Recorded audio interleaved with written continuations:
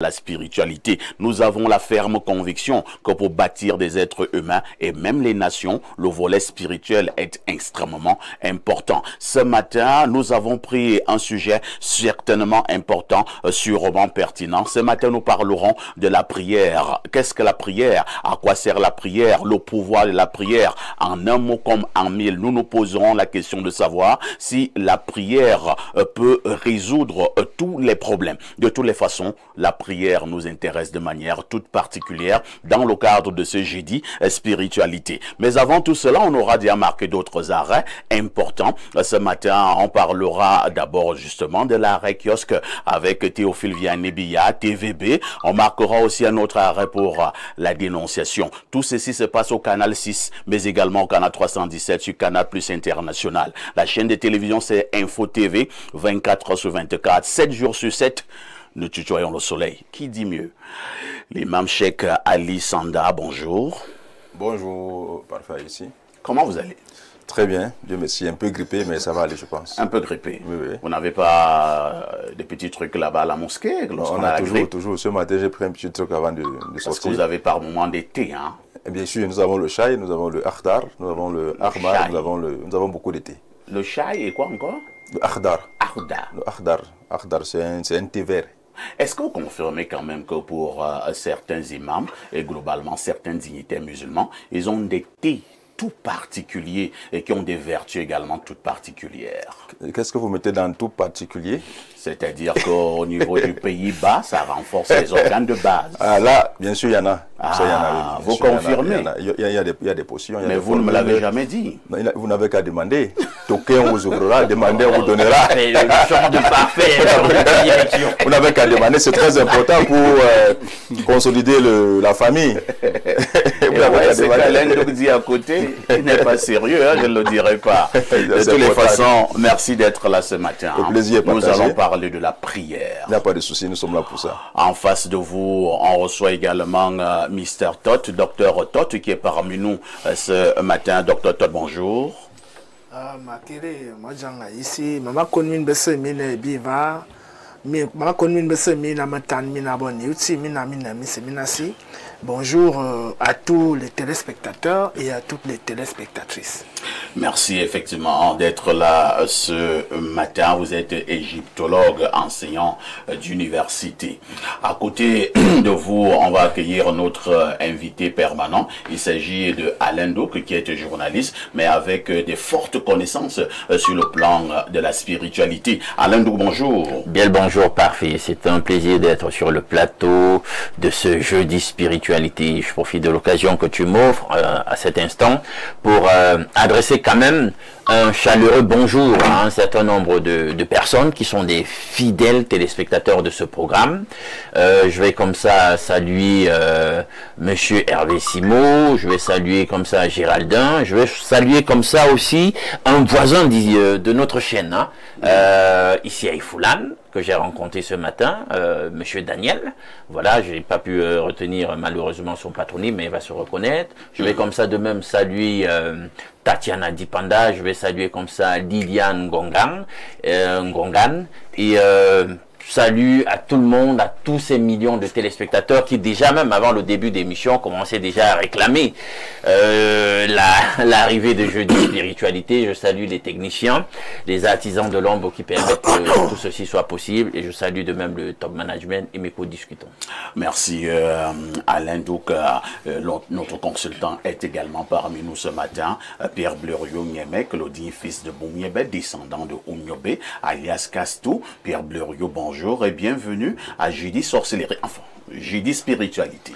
Bonjour, parfait ici, et merci de m'associer à votre panel.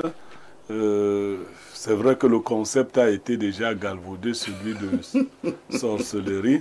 Vous savez que la sorcellerie est punie. Ouais. Les pratiques de sorcellerie sont punies dans notre code pénal. C'est clair. Tout simplement parce qu'à l'intérieur, on y a mélangé beaucoup de choses. Beaucoup de choses. Les gens ont peur maintenant de dire qu'ils sont sorciers ou qu'ils ont des caractéristiques de sorciers.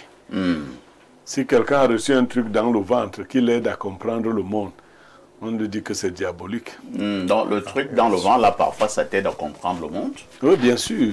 Les Platons et autres ont reçu quelque chose quand ce n'était pas dans le vent, dans les yeux. Mais parfois, moi, je vois certains sorciers qui ne comprennent rien à rien. Oui, mais dans tous les domaines. Ce sont presque des tocards. Dans tous les domaines, les intellectuels aussi, il y en a qui ne comprennent rien à rien. Ah bon? Vous voyez quelqu'un qui est super diplômé, mais quand vous voyez sa manière de vivre, de conduire sa vie, vous vous demandez si l'école enseigne quelque chose. Je crois que vous en avez des exemples. Tout à fait. Donc c'est aussi comme ça. Il y a des chantres du mal. Les gens qui croient que s'ils ont un pouvoir, c'est pour nuire. D'ailleurs, Socrate disait que le pouvoir montrera l'homme. C'est le pouvoir qui montre qui vous êtes. Tout à fait. Tant que vous n'avez pas... Il y a des gens ici, ils rêvent d'être ci ou ça.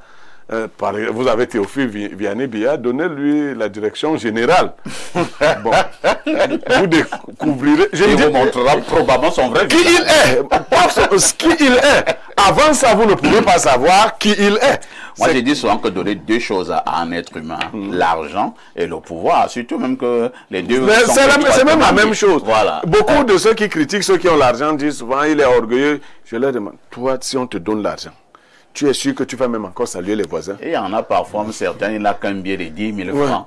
Et il marche déjà de manière hautaine au quartier. Imagine s'il a 100 millions. Non, j'ai un monsieur, un grand frère à moi, qui m'a vendu du terrain quelque part. Il me dit, Blériot, avant que je ne lui remette l'argent, il dit, quand j'ai 10 000, je quitte d'abord le village.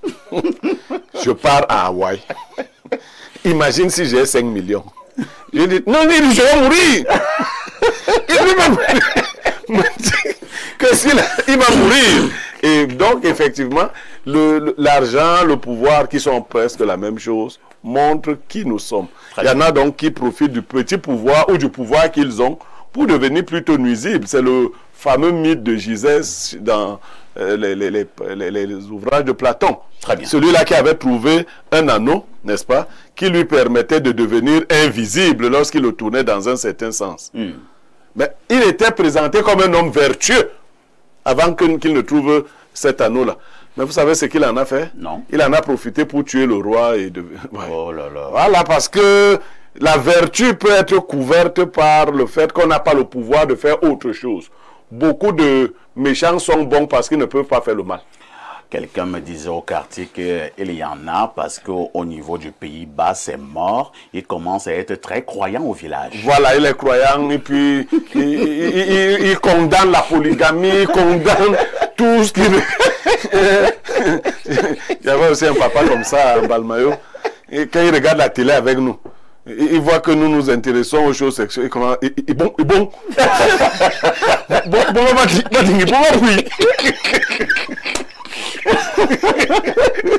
Après, on nous avait dit qu'ils ne font... Ils ne fonctionnent pas. Tous les nerveux autour du sexe. Merci. Vous êtes en direct sur Info TV, Espace Miné, c'est votre programme. Pierre Blériot reprend le microphone cette fois-ci pour la sagesse du jour. La sagesse de ce jour dit: l'honneur ne dure que si celui qui le reçoit le retourne à ceux qui le lui rendent. On peut reprendre? L'honneur ne dure que si celui qui le reçoit le retourne à ceux qui le lui rendent. Ça veut dire quoi? Ça veut dire qu'il faut savoir honorer ceux qui nous honorent. Il faut savoir respecter ceux qui font notre grandeur. Il ne faut pas penser que nous sommes grands par nous-mêmes. C'est les autres qui nous choisissent pour que nous soyons grands parmi eux. Ce n'est pas pour que nous les piétinions ou pour que nous les méprisions. Merci Pierre Blériot pour ces éternelles sagesses matinales. À tout de suite pour la suite.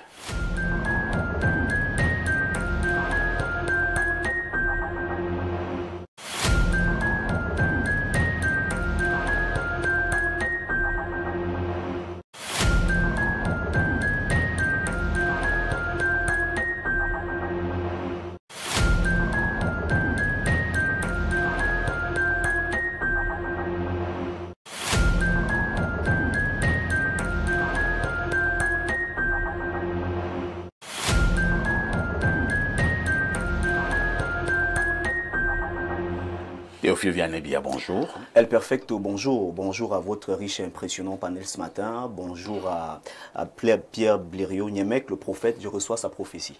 Ah bon? Oui. Dis que tu voulais déjà être... De toutes les façons, c'est tout le mal que je peux te souhaiter. On dira Amen. Théophile Vianney, oui. Lorsque nous vous recevons, cela signifie que nous devons déjà faire un tour en kiosque. Exact. Que disent les journaux? Les journaux qui sont disponibles en kiosque ce matin, le sac de modérateur présente pas mal d'actualités et certainement nous allons à la découverte de ces actualités avec tout d'abord le journal Info Matin de Dieudonné Mveng qui s'intéresse au secteur de l'eau et de l'énergie au Cameroun.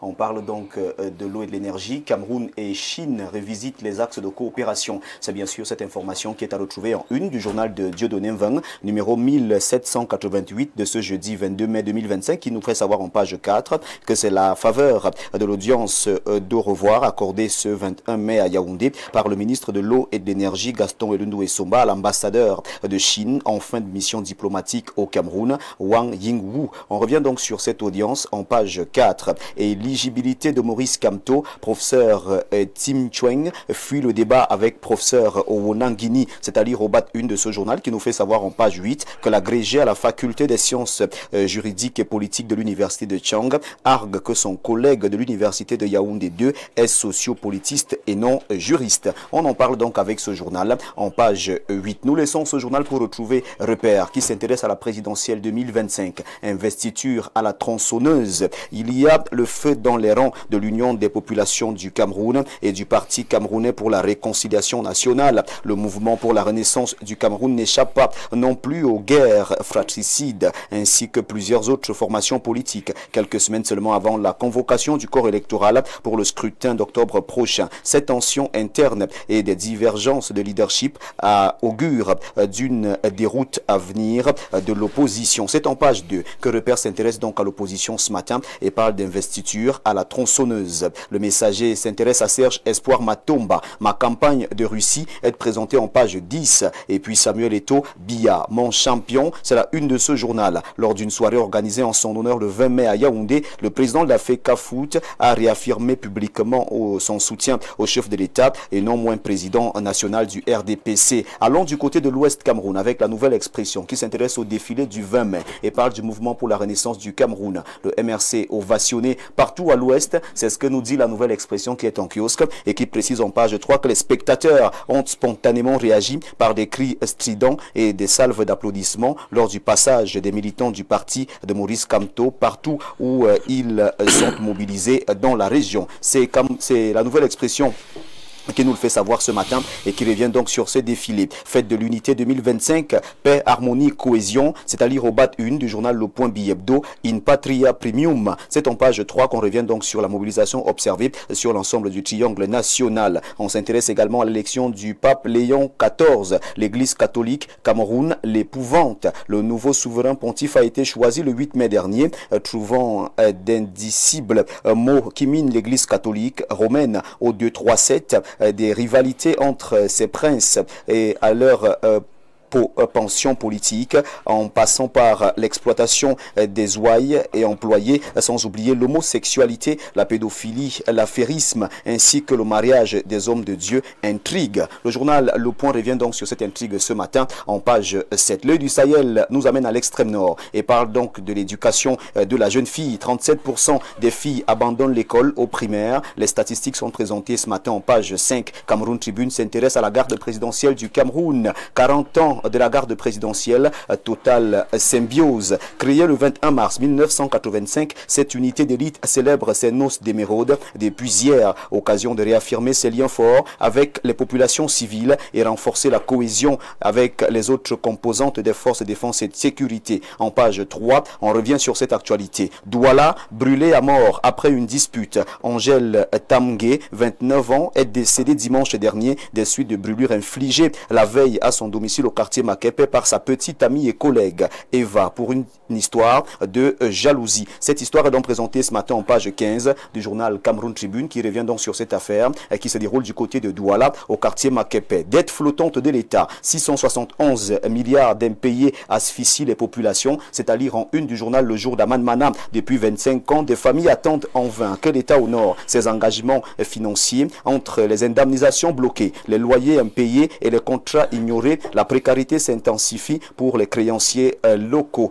Mutation de Georges Alain Boyomo parle de l'affaire Aura comme un poisson dans l'eau. La suspension de la commercialisation de l'eau de ses prestataires par le ministre Gaston Elundou Somba après des tests compromettants pousse à s'interroger sur le contenu des bouteilles et autres bonbonnes souvent soigneusement étiquetées qui sont servies dans les ministères et entreprises ou vendues dans les espaces marchands. En page 5, on revient donc sur cette affaire. Nous refermons cette revue de presse avec l'économie de Thierry Ekouti, qui parle de la qualité de service. Les opérateurs de téléphonie sous pression, les plaintes des utilisateurs continuent et l'agence de régulation des télécommunications annonce un audit de la fibre optique. L'information est présentée en une du journal L'économie de Thierry Ekouti, journal avec lequel nous refermons cette revue de presse Acte 2 sur Info TV ce jeudi matin. Mesdames, Messieurs, votre fidélité reste et demeure intouchable, inattaquable, inaliénable et surtout inchangeable. Merci de nous faire confiance et merci de rester connectés sur Info TV pour la température informationnelle. Merci El Perfecto. Merci TVB, Théophile Vianney-Billa, pour cette brillante revue de la presse. Il ne me reste qu'à te souhaiter un excellent jeudi.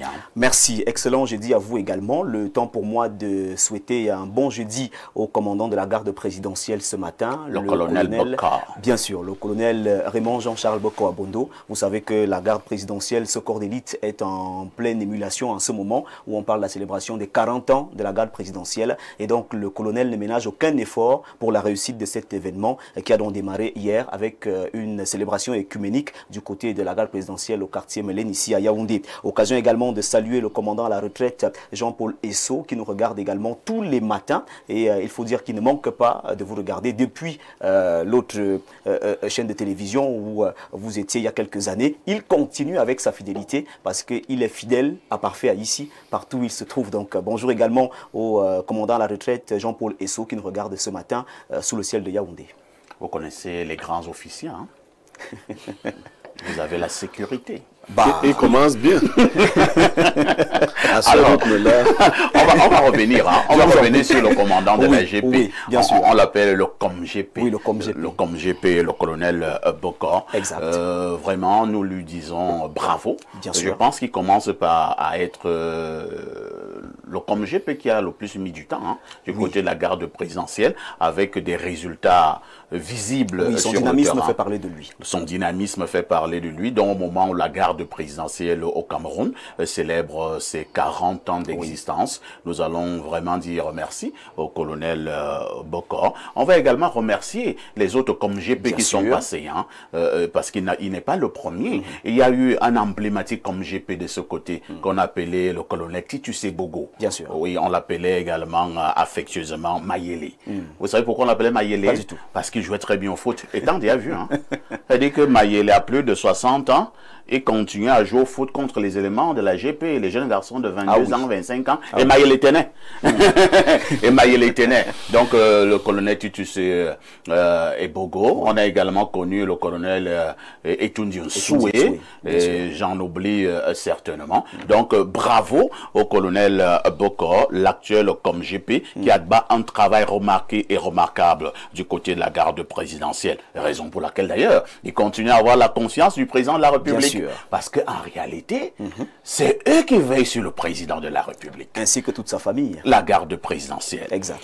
Alors, TVB, nous nous disons probablement à demain 10h. Avec le même plaisir. Le même Merci beaucoup. Alors, au moment où TVB nous donnait toutes ces informations fraîches parues en kiosque au Cameroun, nous avons également eu cette information du très grand frère, hein, Dieudonné Van de Info Matin, et qui nous fait comprendre que le professeur Moïse Tim Chouing suit le débat contre le professeur Mathias et Eric Wanangimi. Vous le savez aussi bien que nous, que ce débat a débuté sur Info TV et notamment dans l'émission Libre Expression. C'était dimanche dernier au sujet du mandat impératif au Cameroun.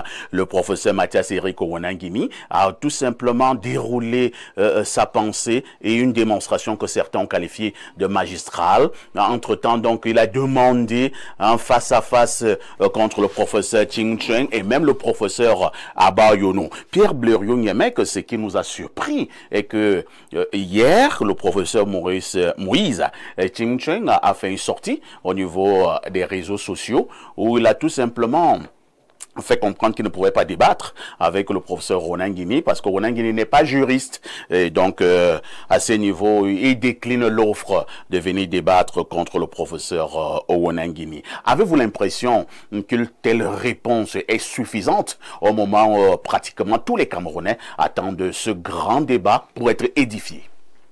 Bon, est-ce que ma parole sera prise pour être objective? Je vais essayer autant que faire se peut.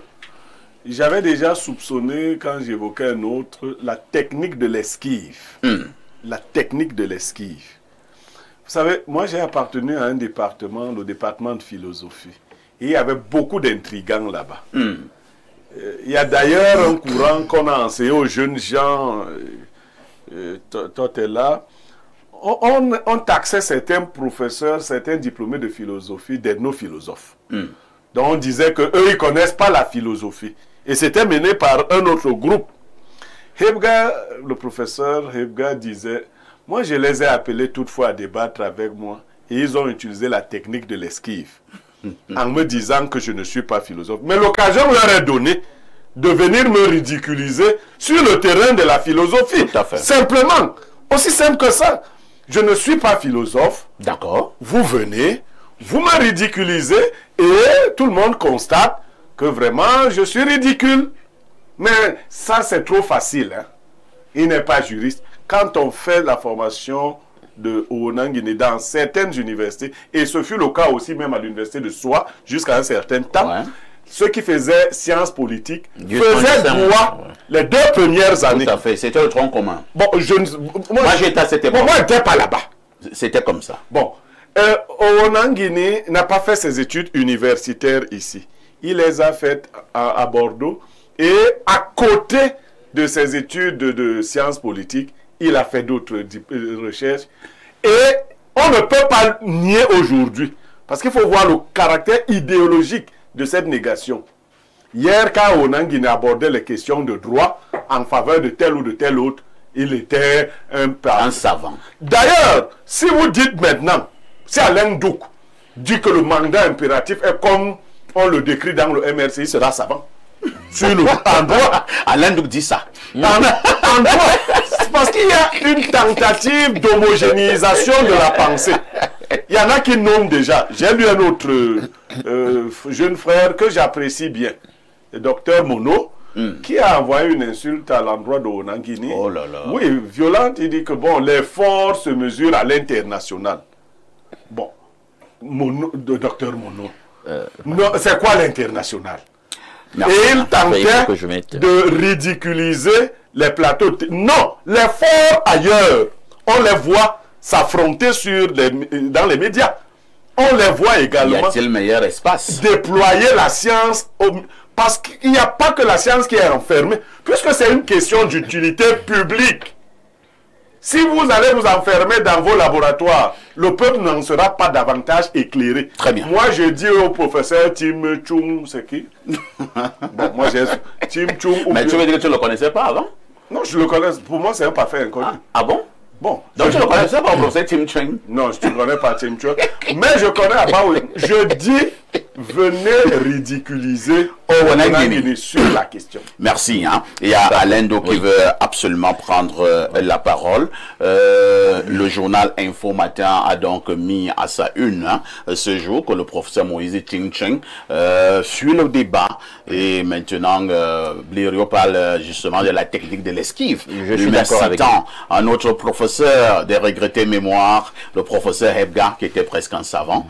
Alors, si, comme le professeur Tim Chung dit, que Ronan Guini n'est pas juriste, est-ce que ce n'est donc pas une occasion en or pour venir donc ridiculiser le professeur Ronan Guini? Moi, j'appuie la thèse de l'esquive. Je vois des gens qui fuient le débat. Et c'est pas reluisant.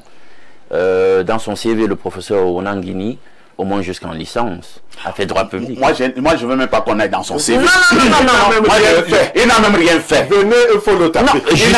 Justement, venez dans le ça me fait penser à moi-même à une époque où j'ai appelé déjà à débattre sur un sujet, et les gars prenaient des esquives. Déjà, tu n'es pas docteur. Voilà. Ils aiment ça, là. Ils aiment ça. Ils aiment ça.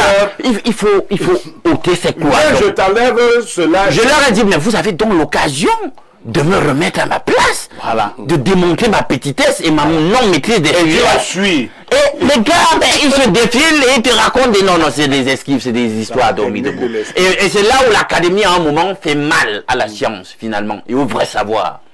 C'est-à-dire que les gars sont là, ils sont dans des réclusions là. L'académie n'interdit même pas les joutes oratoires, pas les joutes scientifiques. Mais puisqu'ils sont là, ils ne font que... on est dans le pays de la diplômée. Les gars te disent que non, tu n'as pas étudié ce que moi j'ai étudié, tu n'es pas compris. Oui, mais viens montrer que tu as justement, viens me démontrer que je suis un petit, je ne maîtrise pas le sujet et je sors la queue entre les jambes. On va passer la parole au docteur Toth. Alors, docteur Toth, il y a quelques mois, je sais que vous avez également été au courant de cette grosse polémique au Cameroun, toujours qui concernait le professeur Mathias Eric Owonanguine, et cette fois-là contre un autre professeur, le professeur Edouard Bokanye, qui lui, il est historien, et il parlait de l'égyptologie.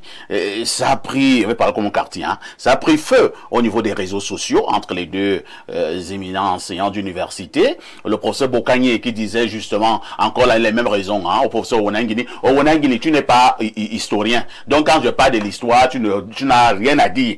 Owonanguine est encore revenu. Comme d'habitude, il a dit, ok, moi je demande un débat à l'université contre toi au département d'histoire. On va parler de l'égyptologie. Vous savez ce qui s'est passé? Le recteur actuel a sorti une note pour dire qu'il ne veut pas de ce débat. C'est la parole homonyme, je veux dire. Effectivement, je vais dans le sens de mon frère Niemek. Le maçon se mesure au pied du mur. C'est tout. Tu dis que tu es docteur, tu dis que tu es spécialiste dans tel domaine, et que l'autre en face Ne l'est pas. Ou n'en vaut pas la peine, viens le démontrer en public. C'est tout. C'est pas à travers des défilements, c'est-à-dire Sur les réseaux sociaux. Sur les réseaux sociaux. Moi, je suis dans mon frère Tchekali le sait très bien, que je suis dans la logique du débat. Si tu veux me montrer que ce que je dis, Est ce faux. que je fais ne vaut rien, je demande un face-à-face. Et c'est à ce niveau-là qu'on va découvrir en réalité qui vaut quoi. Tout à fait. Parce que dans les réseaux sociaux, c'est un fourre-tout. Ils ont des clans, des lobbies, Tout et à fait. puis quand il fait des déclarations, il y a des gens qui iront le supporter. Mais dans une confrontation face à face, Tout le monde va voir La sagacité de chacun. Chez nous, les étones et les bassards, là, parce que l'homme fait les mêmes rituels. Chez nous, les étones et les bassards, même, bon, vous êtes nos fils, les Ewondo. Donc, chez nous, tu me montrer que tu es garçon. Mais démontre-le, on vous donne 15 minutes de confrontation. L'autre est là, tout le monde est quatre. Donc vous vous battez jusqu'à vous commencer à languir au sol. C'est en ce moment que chacun prend sa position. Non, tout le monde comprend. Comment le corps se détermine? Tu permets une seconde. Allons-y, Blairo. C'est quelqu'un avec lequel Todd travaille. Il n'a eu aucun doctorat dans aucune université jusqu'à présent. Mais c'est l'un des savants, après Hebga aujourd'hui au Cameroun, les plus puissants d'Afrique. Bon, Basson. Bon, Non, c'est un savant. Bon, C'est un savant. alors, quand Bon Basson veut parler et tu lui parles de ton diplôme Non. universitaire. Laisse- Non, mais il faut être honnête. Tu dis non, nous on avait écrit dans une rubrique. C'est les rubriques là que lui publie. Non, il faut arrêter ça. La vérité, c'est que le savoir, la science, l'intelligence a plusieurs manifestations. Là aussi, je vais frapper sur Owonanguine. Owonanguine sait pourquoi il défie ses collègues. Owonanguine... Non, ne dis pas. Non, je vais dire. Non, il va encore fuir. Il va encore fuir. Non, je vais Blairo, si tu dis va encore fuir. non, c'est simple. Owonanguine jouit de deux choses. Il a une mémoire prodigieuse. C'est-à-dire qu'Owonanguine peut retenir un livre. Donc, à l'occasion de... Owonanguine peut retenir... Écoute, il a... Moi, on veut le débat. Non, et Quand tu fais ça, les autres vont fuir. il a Ce l'expression... n'est pas bien. Non, écoutons... Non, Owonanguine ne peut pas retenir un livre. Et il a l'expression facile. Non, ce n'est Or, pas le débat, ce n'est pas que tu vas aller écrire quelque chose. C'est que Je ça va... veux dire que le professeur lui n'a pas Non, attends, l'expression non, facile. bon, ok, je vais prendre un autre exemple. On a un professeur qu'on va honorer ces jours-ci. Ndébi Biya Robert, professeur titulaire de philosophie. Je vous assure, ce n'est pas... Quand tu suis Ndébi parler, il ne t'accroche pas. Mais il n'a qu'à lire ses papiers. Mais si tu lis les ouvrages de Ndébi, C'est un très grand. ou si tu... Donc, Owonanguine, c'est que... Non, on est dans le cadre du débat, c'est pas ça. Si tu veux bien lire tes papiers, si tu veux même bien lire les papiers, je te dis donc, un professeur qui sera devant quelqu'un qui n'a même pas le niveau de première année selon ce que d'autres ont dit. Toi, tu seras en train de fouiller. Attends, l'article là où tu cherches là. Il n'y a pas ça. Il fait ce qu'on appelle un discours expositoire. Le choix n'est pas vrai. On n'a pas tout ça. Parce qu'il ne faut pas fuir. On n'a rien. Donc, venez débattre. C'est toujours comme ça avec Onanguiné. On parle de l'huile de loi. Alors, l'imam Cheikh Ali Sanda, vous êtes au courant quand même de ce débat qui enfle au Cameroun sur le débat impératif? Sur le mandat impératif. Sur le mandat impératif. Bon, pour vous dire la vérité, je ne suis pas au courant. Mais ce que je peux dire, c'est que, vous savez, dans un ring de boxe, s'il y a un seul boxeur, on ne saura pas s'il est fort ou s'il est faible. Tout à fait. Il faut que son adversaire monte dans le ring pour connaître, pour mesurer, pour qu'il y ait un rapport de force. Tout à fait. En matière de savoir et de science, il faut le dire, les meilleurs savants, les plus grands savants de la planète Terre sont autodictates. Ils sont autodictates. Même ceux qui sont passés par les écoles, les universités, après ils font des recherches à côté. Parce qu'à l'école, on instruit. On endoctrine. On vous donne une marche à suivre. Mais après, ça vous donne la liberté, d'autres doctorats vous donne la liberté de faire des recherches. Oui, oui. Et vous pouvez donc faire des découvertes. Les plus grands savants ont été des autodidactes, c'est-à-dire en plus de ce qu'ils ont appris, mais ils... Socrate était agrégé en quoi? Il n'a même pas écrit un livre. Il n'a même pas écrit un livre. Il n'a même pas aucun ouvrage. Mais on l'enseigne partout. Bien sûr, vous pouvez avoir affaire à un individu qui n'est jamais à l'école, mais qui est très très pertinent. Alors, on va donc dire en cœur avec toi que le débat a lieu d'être. Non, bien sûr. Que le professeur Moïse Cheng vienne affronter le professeur Onanguiné. Et comme ça, le professeur Moïse Cheng, qui lui est juriste, Onanguiné ne l'est pas, il a eu l'occasion en or de ridiculiser le professeur Onanguiné. Parce que le professeur Onanguiné dérange les... Non, moi je sors par... Moi je connais des gens qui ne sont pas juristes de formation, mais qui sont très calés en matière. Tim, tu n'es pas d'abord publiciste. Très calés en matière. Dans plusieurs domaines, même publiciste. Moi je sors avec une image. Vous croyez que comme Gano gagne les combats, Gano tape tout le monde qui n'a même pas fait les armes? Pas du tout. Il y a des gens, il attache Gano, hein. Le combat la rue? Non, il ne fait même pas le combat. Gano tape, quand il l'attache, il part avec. C'est-à-dire qu'il est né avec une force sauvage du village. Donc, me rejoins quoi? Oui, mais c'est comme des monstres comme ça. C'est comme des gens qui sont des entrailles de sa mère avec une force naturelle. De toutes les façons, nous l'avons dit la dernière fois, nous le réitérons ce matin, ici à Info TV et notamment dans les émissions Espace Miné et surtout Libre Expression, nous commençons à être le débat républicain. C'est-à-dire quand il y a un grand sujet qui divise en République, on vient à Info TV sur Libre Expression. Ce fut le cas sur le cas Ernest Ouangé. Je pense qu'il y avait eu ce grand débat et tout le monde a tiré ses conclusions. Pour l'instant, pas du mandat impératif. Le professeur Onanguiné a demandé un débat contre le professeur Moïse Cheng et le professeur Abba Oyono. Nous attendons le débat. Si les autres commencent à dire que tel n'est pas ceci, tel n'est pas cela, on dira tout simplement que c'est la stratégie de la fuite. Une fuite en avant. Une touche pause s'impose.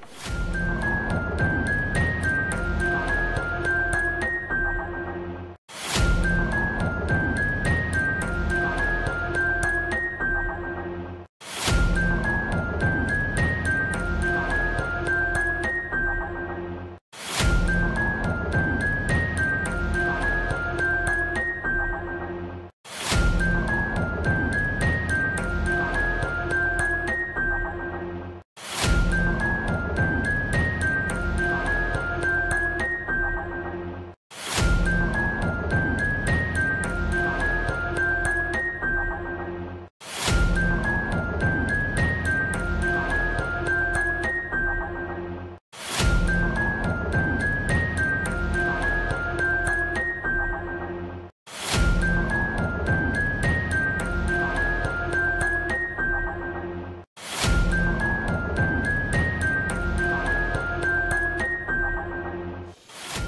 10h, 11h52, c'est Espace Miné sur Info TV. Nous remettons la parole à Pierre Blériot pour la dénonciation de ce jeudi matin. Parfait, ici, j'ai intitulé cette dénonciation une escroquerie matrimoniale. Bon, je ne sais pas si le titre convient à la réalité des faits. C'est que c'est un ami qui vit du côté de la France. Et là-bas, il est avec un autre Camerounais qu'il a retrouvé. Ils sont devenus amis. Lui, il y a passé beaucoup de temps. Il a d'ailleurs aidé cet autre Camerounais à avoir une situation là-bas et les papiers. On ne va pas donner les détails, parce qu'ils nous ont dit souvent de ne pas souvent expliquer certaines pratiques. Sauf que, chemin faisant, le premier, celui qui est venu se plaindre auprès de moi, était à la recherche d'une femme. Son ami lui a dit non, il n'est pas bon que tu prennes les Africaines ou les Camerounaises qui sont ici. Moi, je vais te donner un contact d'une fille qui est au pays. Et puis, c'est ce qu'il a fait. Il lui a donné un contact. Et les choses sont allées très vite. Cette dernière l'a retrouvé là-bas, tout le reste. Ils se sont mariés. Chemin faisant, le monsieur a commencé à constater que sa femme avait des habitudes un peu bizarres. On dirait une fille de rue. Une fille qui avait fait des carrefours un peu compliqués. Il a été inquiet, il a commencé à essayer de comprendre. Il a donc découvert que son ami lui avait proposé une fille au Cameroun avec laquelle il faisait des parties avec... C'est-à-dire une fille qu'il utilisait dans le cadre de ce que vous pouvez imaginer. C'est-à-dire que c'est cet ami qui était une sorte de proxénète. Et il plaçait cette jeune fille dans des relations sexuelles à plusieurs. Ouais, je vais parler comme ça. Et lui-même était passé dessus. Naturellement. Bon, je ne sais pas si c'est naturellement. Habituellement, c'est ça. Bon, vous semblez mieux d'abord. Vous semblez mieux outillé. Non, c'est toi qui racontais. Donc, c'est cette fille-là qu'il a suggéré à son ami comme épouse, dans ces conditions, avec pour projet d'aller spolier son ami financièrement. Incroyable. La femme a commencé à avoir beaucoup de besoins, à envoyer de l'argent au pays. Il a eu un peu peur. Il s'est dit, à ce rythme, je risque de ne pas tenir. Quand il a entrepris de divorcer, les deux se sont mis en coaction et lui ont créé du côté de la France beaucoup de problèmes. Les deux, c'est-à-dire la fille venue du Cameroun et son faux ami. J'aime vous dire qu'à l'heure où on parle, il n'est plus exactement en France, mais il est en France métropolitaine. C'est-à-dire que pour retrouver un certain équilibre... Donc on l'a ruiné. On l'a ruiné, mais il a réussi quand même à revenir au Cameroun et à obtenir le divorce. À l'heure qu'il est, il attend la grosse et il est vraiment dans tous ses états. Il m'a posé ce problème et j'ai pensé que ce problème était de nature à être exposé sur notre plateau. Merci, Pierre Blériot-Niamek, Alain Douk. Encore une affaire de faux amis qui tournent au vinaigre, un peu d'escroquerie, légèrement de malhonnêteté. Aïe, aïe, aïe.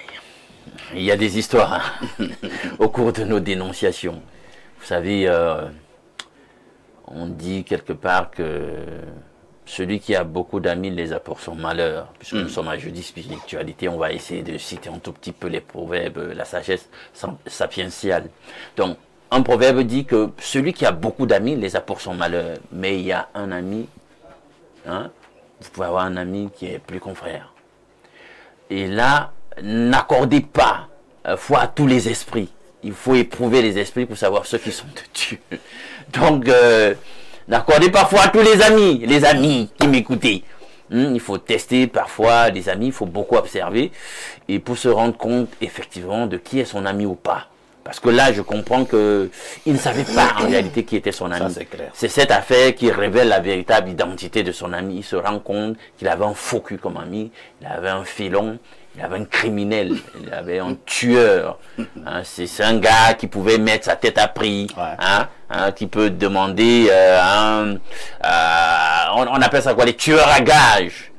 Pour un motif ou pour un autre, de tuer son ami. Moi, je ne vois pas la différence, ce qu'il a fait là. Pas de grande différence. Vous savez, quiconque a de la haine pour son frère est un meurtrier. Et lui, il y a une malice qu'il a entretenue depuis à l'encontre de son ami. C'est incroyable. Parce qu'il sait, vous savez, on dit que dans la vie, le succès de la vie d'un homme se construit à 75% autour de l'union matrimoniale qu'il contracte. Vous allez chuter. Vous faites un mauvais mariage, en réalité, c'est 75% de votre vie qui prend le risque de s'envoler. Peut-être même 80%. Peut-être, voire plus. C'est les sages qui nous disent ça. Moi, je l'ai entendu d'un sage. Il te dit, ne te rate pas sur ton mariage. Alors, si vous avez un ami qui peut vous la faire comme ça à l'envers, vous donner d'aller épouser une prostituée, l'instrumentalisant pour vous spolier, c'est terrible ça. Alors que doit faire l'ami en question? Non. Est-ce qu'il a un ami vraiment qu'il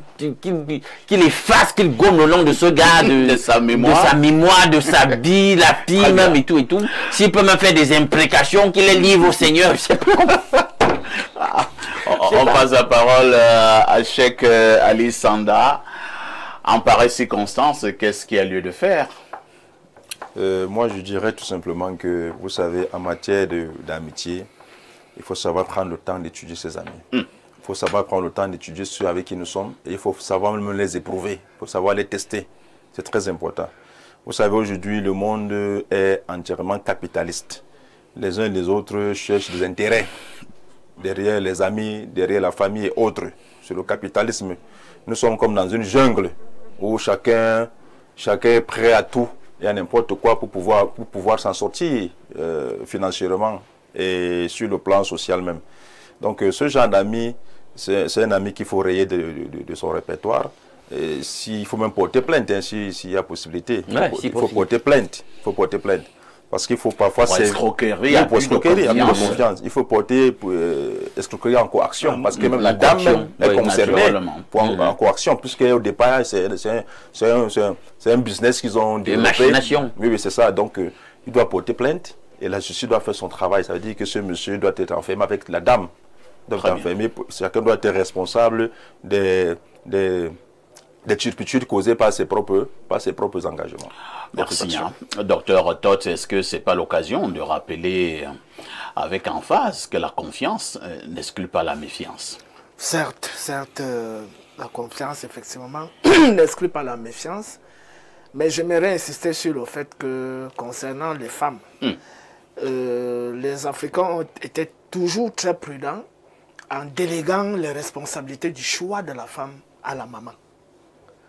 C'est lorsque la maman choisit la femme pour son fils, on est au moins sûr du chose. Si c'est une maman, bon, c'est vrai qu'aujourd'hui, elles sont beaucoup plus matérialistes.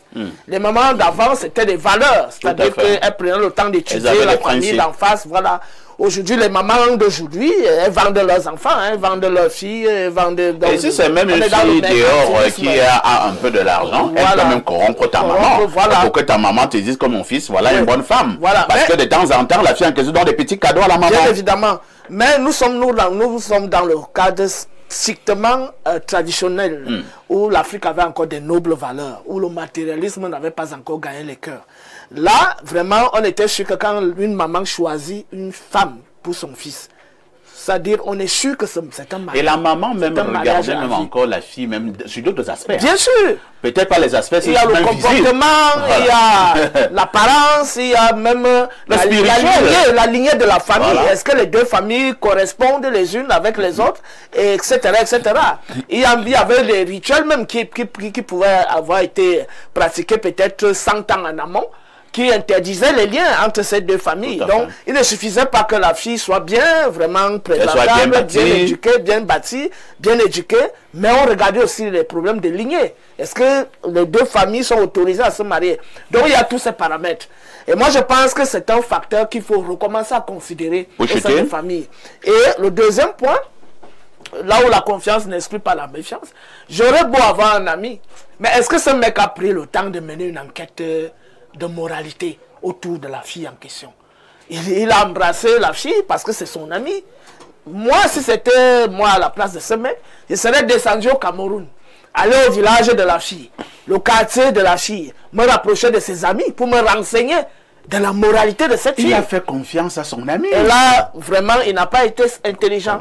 Il a manqué d'intelligence parce qu'en réalité, il faut toujours avancer avec assurance. Là où tu poses le pied, rassure-toi qu'il n'y a pas un trou en bas. Donc, ce manque de rigueur en ce qui concerne l'évolution dans la vie, les choix dans la vie, mène toujours à ce genre de travers. Merci, Dr Todt. Pierre Blériot-Niémec, lorsque nous suivons une telle dénonciation, n'y a-t-il pas des leçons à tirer? Il y a des leçons à tirer, parfait, ici. Si quelqu'un veut vous confier un bagage à porter, demandez-lui d'ouvrir le bagage en votre présence. Ils peuvent faire porter un bagage de serpent comme ça. Tu ne peux jamais savoir si quelqu'un se débarrasse d'un fardeau lourd. Et te le donne. Mais à 90%, nous sommes comme ce mauvais ami, je vais vous dire. Les parents savent que leurs enfants volent à la maison. Ouais. Et ils vont se battre pour que leurs enfants soient gendarmes ou policiers, n'est-ce pas? Tout à fait. Qu'est-ce que nous faisons? Nous faisons comme cet ami-là. C'est-à-dire que nous allons confier à des gens déjà dangereux les moyens d'être plus dangereux. Puisqu'il allait souvent louer le revolver. Bon, maintenant, il sera propriétaire de son propre revolver. Nous disons toujours qu'il faut... Regardez même dans la vie pratique, si tu as un ami, il se rend compte que tu as les moyens. Observe qu'en général, il va vouloir placer auprès de toi des filles qui vont lui faire des rétrocommissions. Oui, parce que moi j'ai un ami, il estime que je suis trop dur envers lui. Bon, je le vois dans les petites techniques. Si une fille peut te plaire, donc c'est elle par elle qu'il voudrait passer pour que comme tu es dur, elle va prendre et lui donner. Donc ça, il fallait le savoir, ou il faut l'imaginer. Mais ce qu'il ne pouvait pas imaginer, c'était quand même qu'on allait ramasser la racaille totale pour lui donner. Tu peux quand même me donner une fille, bon, que quelques hommes ont utilisé, mais pas celle-là qui était... mais pas le genre là. Parce que là, le compteur a grillé et tout ça. Bon, il n'a jamais aimé cet ami, même un peu. Parce que ça, c'est les anciens compteurs Eneo qui ne fonctionnent plus. Tu mets les index ne sont pas marqués et tout le reste. Donc, il déteste vraiment ce gars-là. Parce que si tu as une femme qui était dans ce genre de choses, donc, elles sont souvent sans cœur. Hein. Aller en ville, à côté des bandits se trouvent les vraies prostituées, qui sont plus violentes que les bandits. Tout à fait. Parce que pour être de nuit dehors à 2 heures, avec les petites tenues, il faut être une fille qui prend même le banga. Donc moi je lui ai dit que la fille là aurait même pu te zigouiller là-bas. Si tu as obtenu le divorce, vraiment, tant mieux. Tout est bon qui finit bien. Merci. Lisons rapidement quelques contributions de nos nombreux téléspectateurs à travers le monde. Bonjour à vous sur le plateau. Un salut fraternel au sac de modérateur. Moi, je dis à ce monsieur d'écouter la musique de Vaniste. Les faux amis, dis donc, je balais. C'est Aloïse Ngene de Nkwaban. Ah, j'aime bien cette chanson de Vaniste. Les faux amis, je balais. Alors, autre message ce matin. Bonjour le plateau. Ce gars a juste profité. C'était un plan très bien planifié avec la fille. C'est Marcel Barga depuis Odia qui envoie donc ce message. Allons au plus 33. Il s'agit des messages qui nous vient de la France. Alors, que dit ce téléspectateur? Bonjour Perfecto et à tout ton panel. On dit souvent chez nous que c'est l'eau dans laquelle le poisson nage que l'on utilise pour cuire le poisson. Il faut faire très attention à notre entourage. Ce monsieur n'a jamais été son ami. Il faut tout simplement le débrancher en coupant totalement les ponts. C'est Daniel Bokola. Autre préoccupation ce matin, les vrais amis, ce sont nos parents, Totoron, depuis Mbometa. T'es sûr, toi? C'est au cas par cas. C'est au cas par cas. No comment. Alors, un autre message ce jour, que dit le téléspectateur. Bonjour, parfait à ici. Très belle émission. Info TV charme déjà tous les Camerounais avec des hommes cultivés comme Blériot. Pour la dénonciation, le mari doit tout simplement laisser et faire attention à ses proches. Il aurait bien mené ses enquêtes. Il s'agit d'un mariage. C'est Kewajan depuis Gidigis, dans l'extrême nord. Waouh, Gidigis, c'est dans l'extrême nord. Autre message ce matin. Bonjour au grand panel. Au regard du débat entre les professeurs, je crois que le monde de l'intellectualité n'est point en adéquation avec la qualification socio-professionnelle. Pardon. La dynamique de la diplômie a fabriqué des imposteurs intellectuels parce que nombreux pensent que sur fond d'une possession d'un bout de papier qualificatif sonne le tocsin d'une proclamation d'une intelligence conséquentiellement positive. Que non, les diplômes se distribuent comme des bouts de pain. Pour finir, dans notre contexte camerounais, il y a un problème avec ma gorge, hein? Tu as un chat, là. Merci. J'ai un chat dans la gorge. Comment tout un chat entre dans ma gorge? Alors, et dis donc, pour finir, dans notre contexte camerounais, le diplôme ne légitime point la compétence intellectuelle. Il existe des docteurs... oh non, on va pas aussi insulter. Disons, je vais préférer trouver un synonyme, hein, des docteurs incompétents et des professeurs... incompétent aussi. Je sais de quoi je parle. Un intellectuel se reconnaît toujours par son logos. De la part de Kanz N'Djana Badian. Merci. Autre préoccupation ce jour, que disent ces téléspectateurs? Allons au plus 44. Je pense que c'est l'Angleterre. Ouais. Salutations à tout le panel. Perfecto, je me demandais ici, on s'arrêtait un peu sur la Trinité et le fait que Jésus et le Créateur feraient un. Aussi, un ami me dit de vous demander si Ahidjo avait accepté de ramasser la pièce à l'époque, puisque c'est finalement lui qui était devenu président. Je ne sais pas de quoi vous parlez. Hein. Ahidjo n'a jamais été un ramasseur de pièces. Est-ce que c'est un mendiant? Voilà. Pour sortir, on dit d'Alain Douk depuis qu'il est féman dans la vraie vie, parce qu'on savait qu'il était Mbamois, l'ex-hibou églysien. Alain Douk, il s'agit de quoi là? Non, les Mbamois sont stigmatisés comme étant de grands fémins. À raison de certains Mbamois que je ne vais pas citer pour pas stigmatiser les gens. Quelqu'un nous dit ici, bonjour espace miné, bonjour au panel. Si ton ami choisit ta femme, ce n'est pas ta femme, c'est sa femme à lui. Ce monsieur doit fuir ces deux démons pour sa survie. Une touche pour s'impose.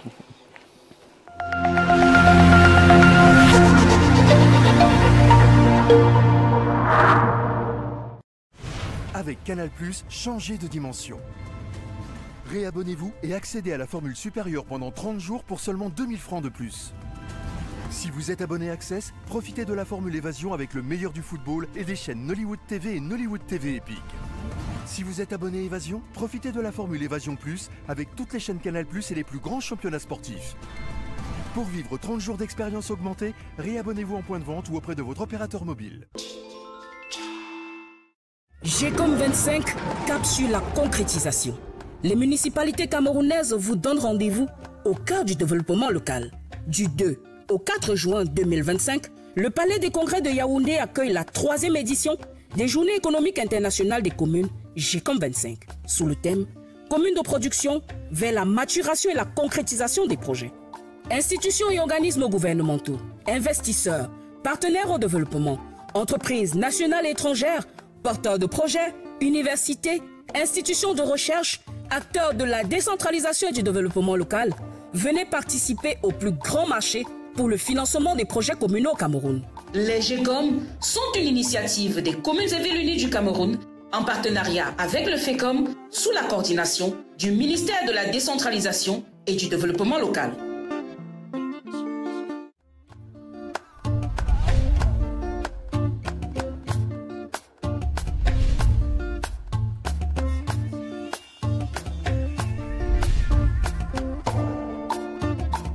Le Fonds spécial d'équipement et d'intervention intercommunale, communément connu sous l'acronyme de FECOM, est le sponsor officiel de cette 3e édition des Journées internationales des communes, une initiative que porte leur association, les communes et villes unies du Cameroun. Il faudrait dire que cette initiative économique au niveau local qui est portée par les communes et ce qui est demandé aujourd'hui dans le cadre de la stratégie nationale 2030, de faire en sorte que les communes soient des partenaires au développement. Et le FECOM, qui est leur instrument de financement et d'accompagnement, partage tout à fait ce point de vue, ce qui justifie tout ce qui a été fait à l'initiative du FECOM comme instrument de financement, comme nature des projets que nous finançons. Et cette troisième édition entre en droite ligne de ce que le FECOM également est devenu, puisque elle parle de la maturation des projets. Il faudrait dire qu'au FECOM, nous avons également aujourd'hui donc un guichet qui est chargé de financer la maturation des projets. Et nous savons également que depuis la deuxième édition également des GECOM, un ensemble de contacts a été pris par les communes au niveau international avec des partenaires, aussi des partenaires locaux, tout ceci pour pouvoir mettre en œuvre un ensemble de projets.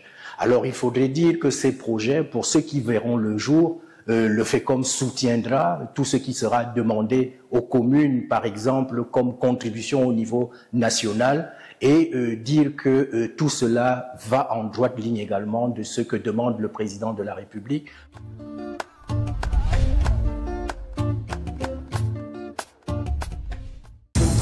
Le monde avance et nous aussi. Face aux défis et enjeux économiques de l'heure, l'intelligence artificielle IA apparaît comme un levier stratégique pour le développement de l'Afrique centrale.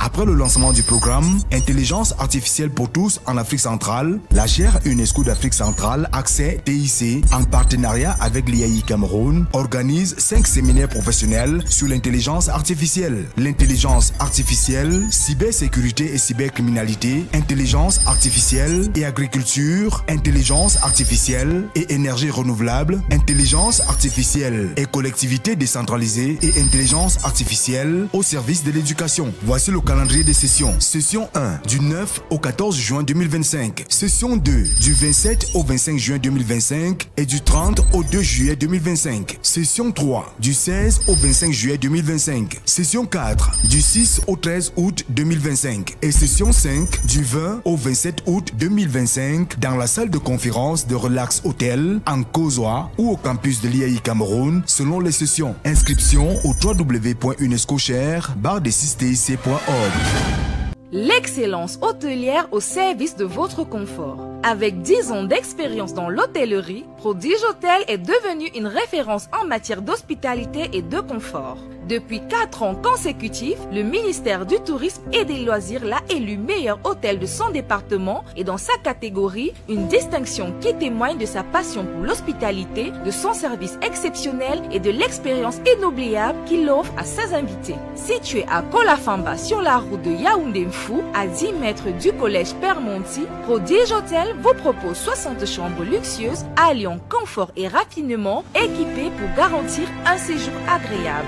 Pour vos séminaires et colloques, découvrez nos 6 salles de conférences modernes dotées des dernières technologies pour répondre à tous vos besoins professionnels. Nos restaurants en plein air, au bord de la piscine ou à l'intérieur, vous feront vivre une véritable expérience gastronomique offrant une cuisine raffinée à chaque instant. Profitez de nos nombreuses commodités, les salles de fête, esplanades, salles de sport, instituts de bien-être et espaces de jeu pour enfants pour des moments de détente et de plaisir en famille ou seul. Prodige Hôtel, là où l'excellence devient une tradition, n'attendez plus, offrez-vous l'excellence, contactez-nous. Prodige Hôtel, votre bien-être, notre raison d'être. Vous rêvez d'un environnement de travail propre, sain et agréable pour vos équipes et vos clients? Vous recherchez un partenaire fiable, reconnu pour son professionnalisme dans le nettoyage de locaux? Béthane Cleaning Services, c'est l'exigence de qualité, la rigueur et la confiance depuis plusieurs années. Spécialiste de la propreté industrielle pour PME et grandes entreprises, notre équipe certifiée reste à l'écoute de vos besoins, quel que soit votre secteur d'activité. Nous vous proposons une gamme complète de prestations, entretien régulier de vos bureaux, nettoyage de fin de chantier, traitement des sols et des tissus, entretien des espaces verts, recyclage des déchets et nettoyage des vitres à l'eau pure. Une technique innovante et certifiée. Avec Béthane Cleaning Services, vous avez l'assurance d'un lieu de travail confortable, propre et respectueux de vos exigences. Appelez le 657 86 38 56. Envie d'une parenthèse au cœur de la capitale politique Yaoundé, bienvenue à la résidence Harmonia, située à la rue Régime Baladeux, entre le centre administratif et le palais de l'unité. Profitez d'un parking spacieux sécurisé, d'un ascenseur et d'une autonomie Arnaud Énergie, grâce à nos panneaux solaires. Restez connectés en Wi-Fi haut débit à la TV multicanal. Retrouvez la douceur de nos salles de séjour, un espace idyllique pour les familles et les groupes avec des tarifs compétitifs et flexibles, ainsi que des services personnalisés. Choisir Résidence Harmonia, c'est accéder au prestige des installations culinaires, aux merveilles de nos machines à laver dernière génération, avec des chambres élégantes et des salles de bain à température modulable pour un confort personnalisé. Eh bien, ne manquez pas l'opportunité d'un séjour mémorable à Résidence Harmonia, de Place to Be.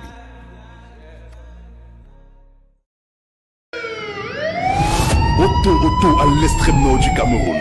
Après Yaoundé, Douala, Bafoussam, Gaoundéré, le prophète du Cameroun arrive à Maroua. Un événement stratosphérique.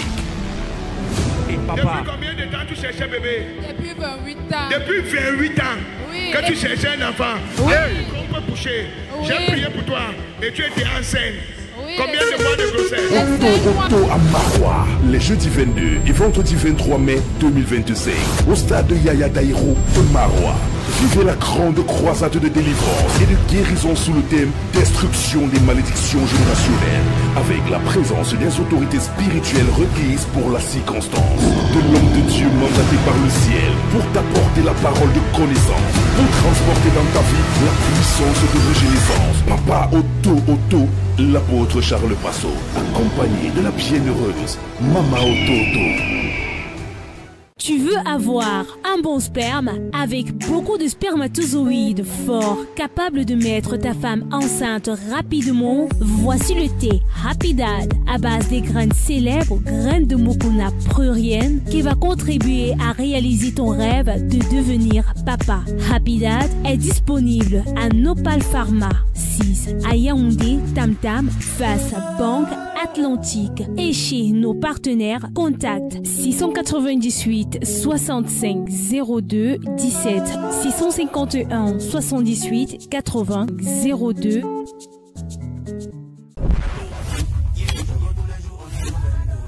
Comme moi, Paris c'est bête Momo.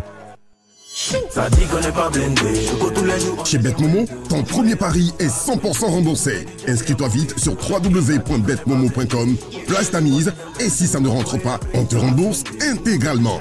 Joue l'esprit tranquille et profite du jeu. Offre soumise à condition.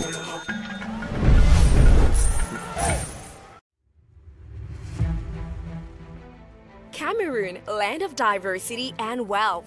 We are all different, but we share the same goal. The emergence of our country. To achieve this, we must work together. Including everyone will be the key to our success.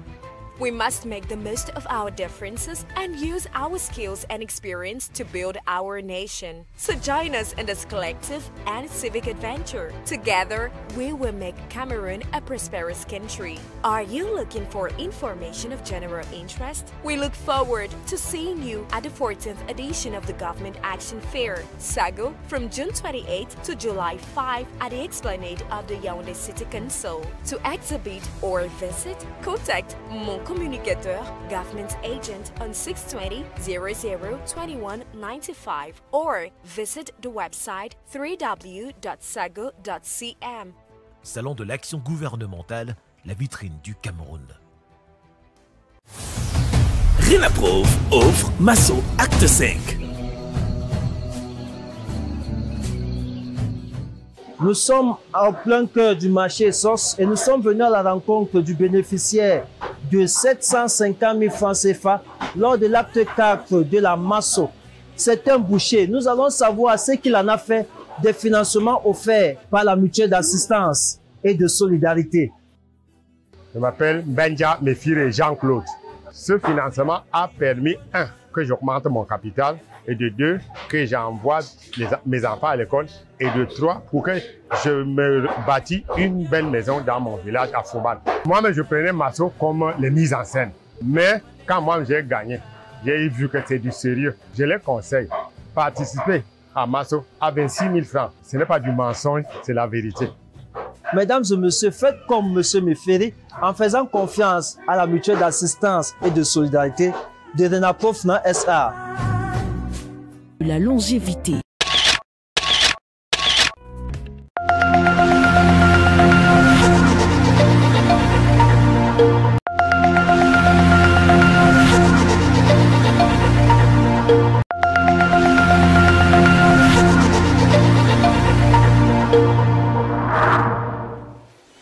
Bon retour sur ce plateau d'Espace Miné, 10h, 11h52. Et nous accueillons d'abord Monsieur Lema Kouma. Bonjour. Bonjour papa ici. Lema Kouma, vous êtes chercheur herboriste, oui, c'est ça? Bien évidemment.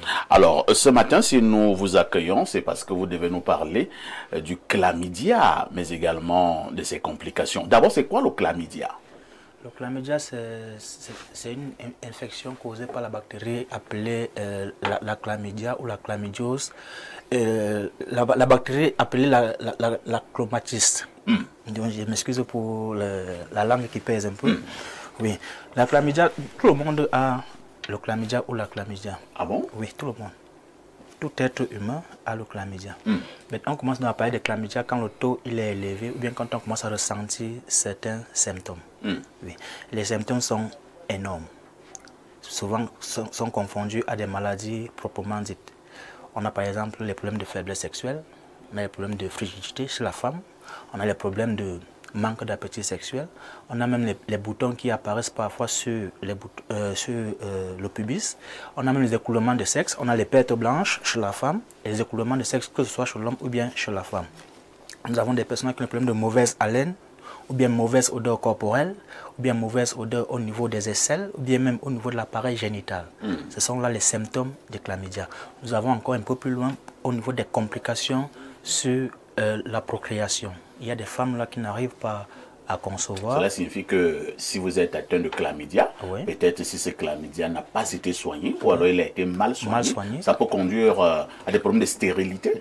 Oui, ça peut conduire à des problèmes de stérilité, mais qui ne sont pas souvent les problèmes de stérilité en elles-mêmes, qui sont souvent des problèmes de crons pour boucher, donc ça bouche les crons, ça favorise le développement des myomes ou bien des fibromes chez la femme, et chez l'homme, ça va détruire la qualité et la quantité de sperme, ou bien des spermatozoïdes. Parce qu'il faut dire cela que l'homme produit les spermes en bon état. C'est donc lors de la production qu'il y a donc ces germes et ces bactéries-là qui les détruisent. Le résultat de coup, c'est quand il arrive à l'éjaculation, soit ça va sortir très petit, soit ça va sortir de mauvaise qualité. Et parfois, on dit que les spermatozoïdes ne sont pas assez mobiles parce que ces bactéries-là les affaiblissent déjà. En fait, le Makouma, vous qui êtes justement de votre structure Plante de Vie, c'est ça le nom de votre structure, Plante de Vie. Plante de Vie, Plante avec de le chiffre 2. Très bien. Et il faut dire que c'est un problème sérieux, cette affaire de chlamydia. Et maintenant, si quelqu'un est atteint de chlamydia, ça touche les hommes, mais les femmes également. Bien évidemment. Dans les deux sexes. Les deux sexes. Est-ce que vous soignez cette affaire de chlamydia qui véritablement a fait perdre du sommeil à plus d'un Camerounais, maintenant à tous ceux qui nous regardent à travers le monde? Nous traitons le chlamydia à 100%. C'est-à-dire qu'on réduit le taux à un seuil normal. C'est-à-dire que vous ne ressentez plus les symptômes. Parce que j'ai dit cela que tout le monde a le chlamydia. Alors s'il faut dire qu'on va éliminer le chlamydia dans l'organisme... Il faut faire revenir le chlamydia à un taux à moins 16. Oui.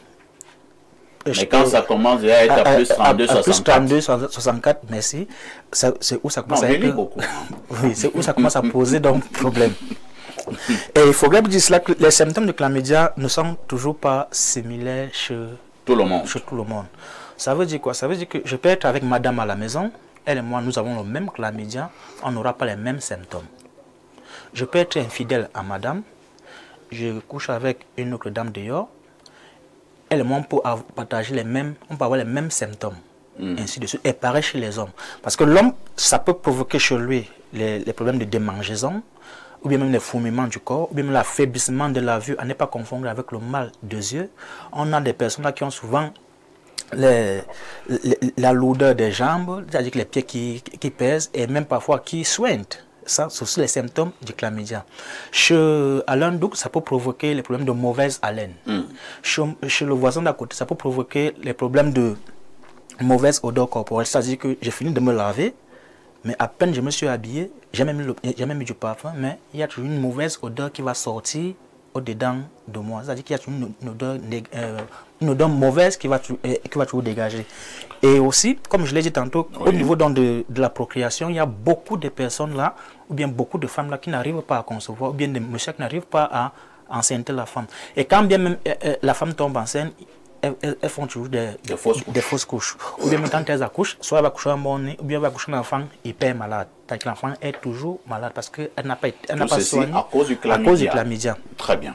Donc, alors, si on est donc atteint de chlamydia, qu'est-ce qu'il nous reste à faire? Est-ce que vous avez des contacts utiles? Oui, les contacts pour nous avoir pour des personnes qui sont au Cameroun ou bien à Yaoundé, Douala et partout ailleurs, elles vont simplement composer le 698 18 03 34. On peut reprendre. 698 18 03 34.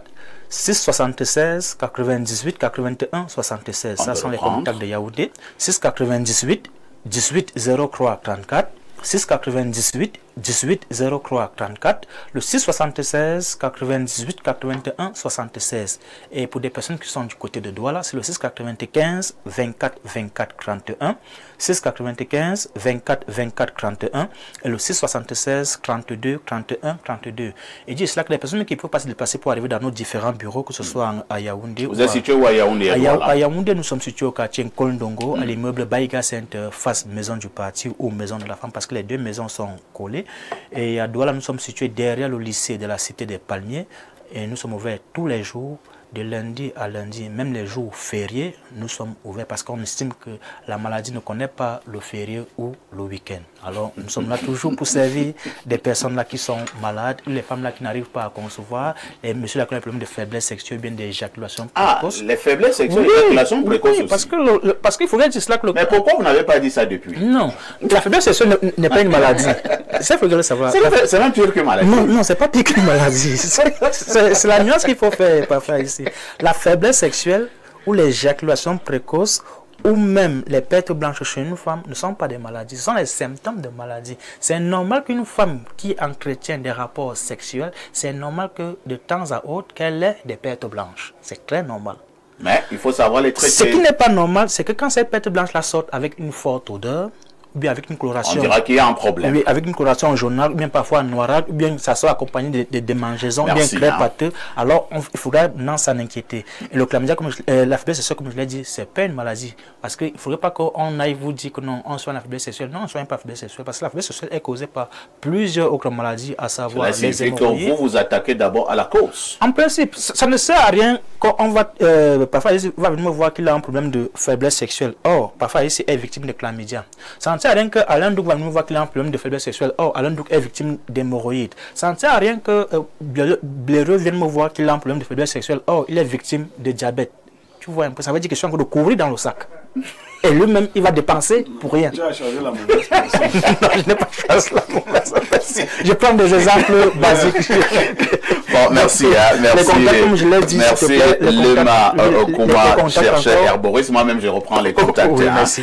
Pour ceux qui sont donc à Yaoundé, oui. Vous avez le 6 98 18 03 34, 6 98 18 03 34, ou encore le 6 76 98 81 76, ou encore le 6 76 98 81 76. Pour ceux qui sont à Douala, 6 95 24 24 31, ou encore le 676 32 31 32. Oui, pour vos problèmes de livrer à domicile pour les personnes qui peuvent pas se déplacer pour arriver à nos différents bureaux.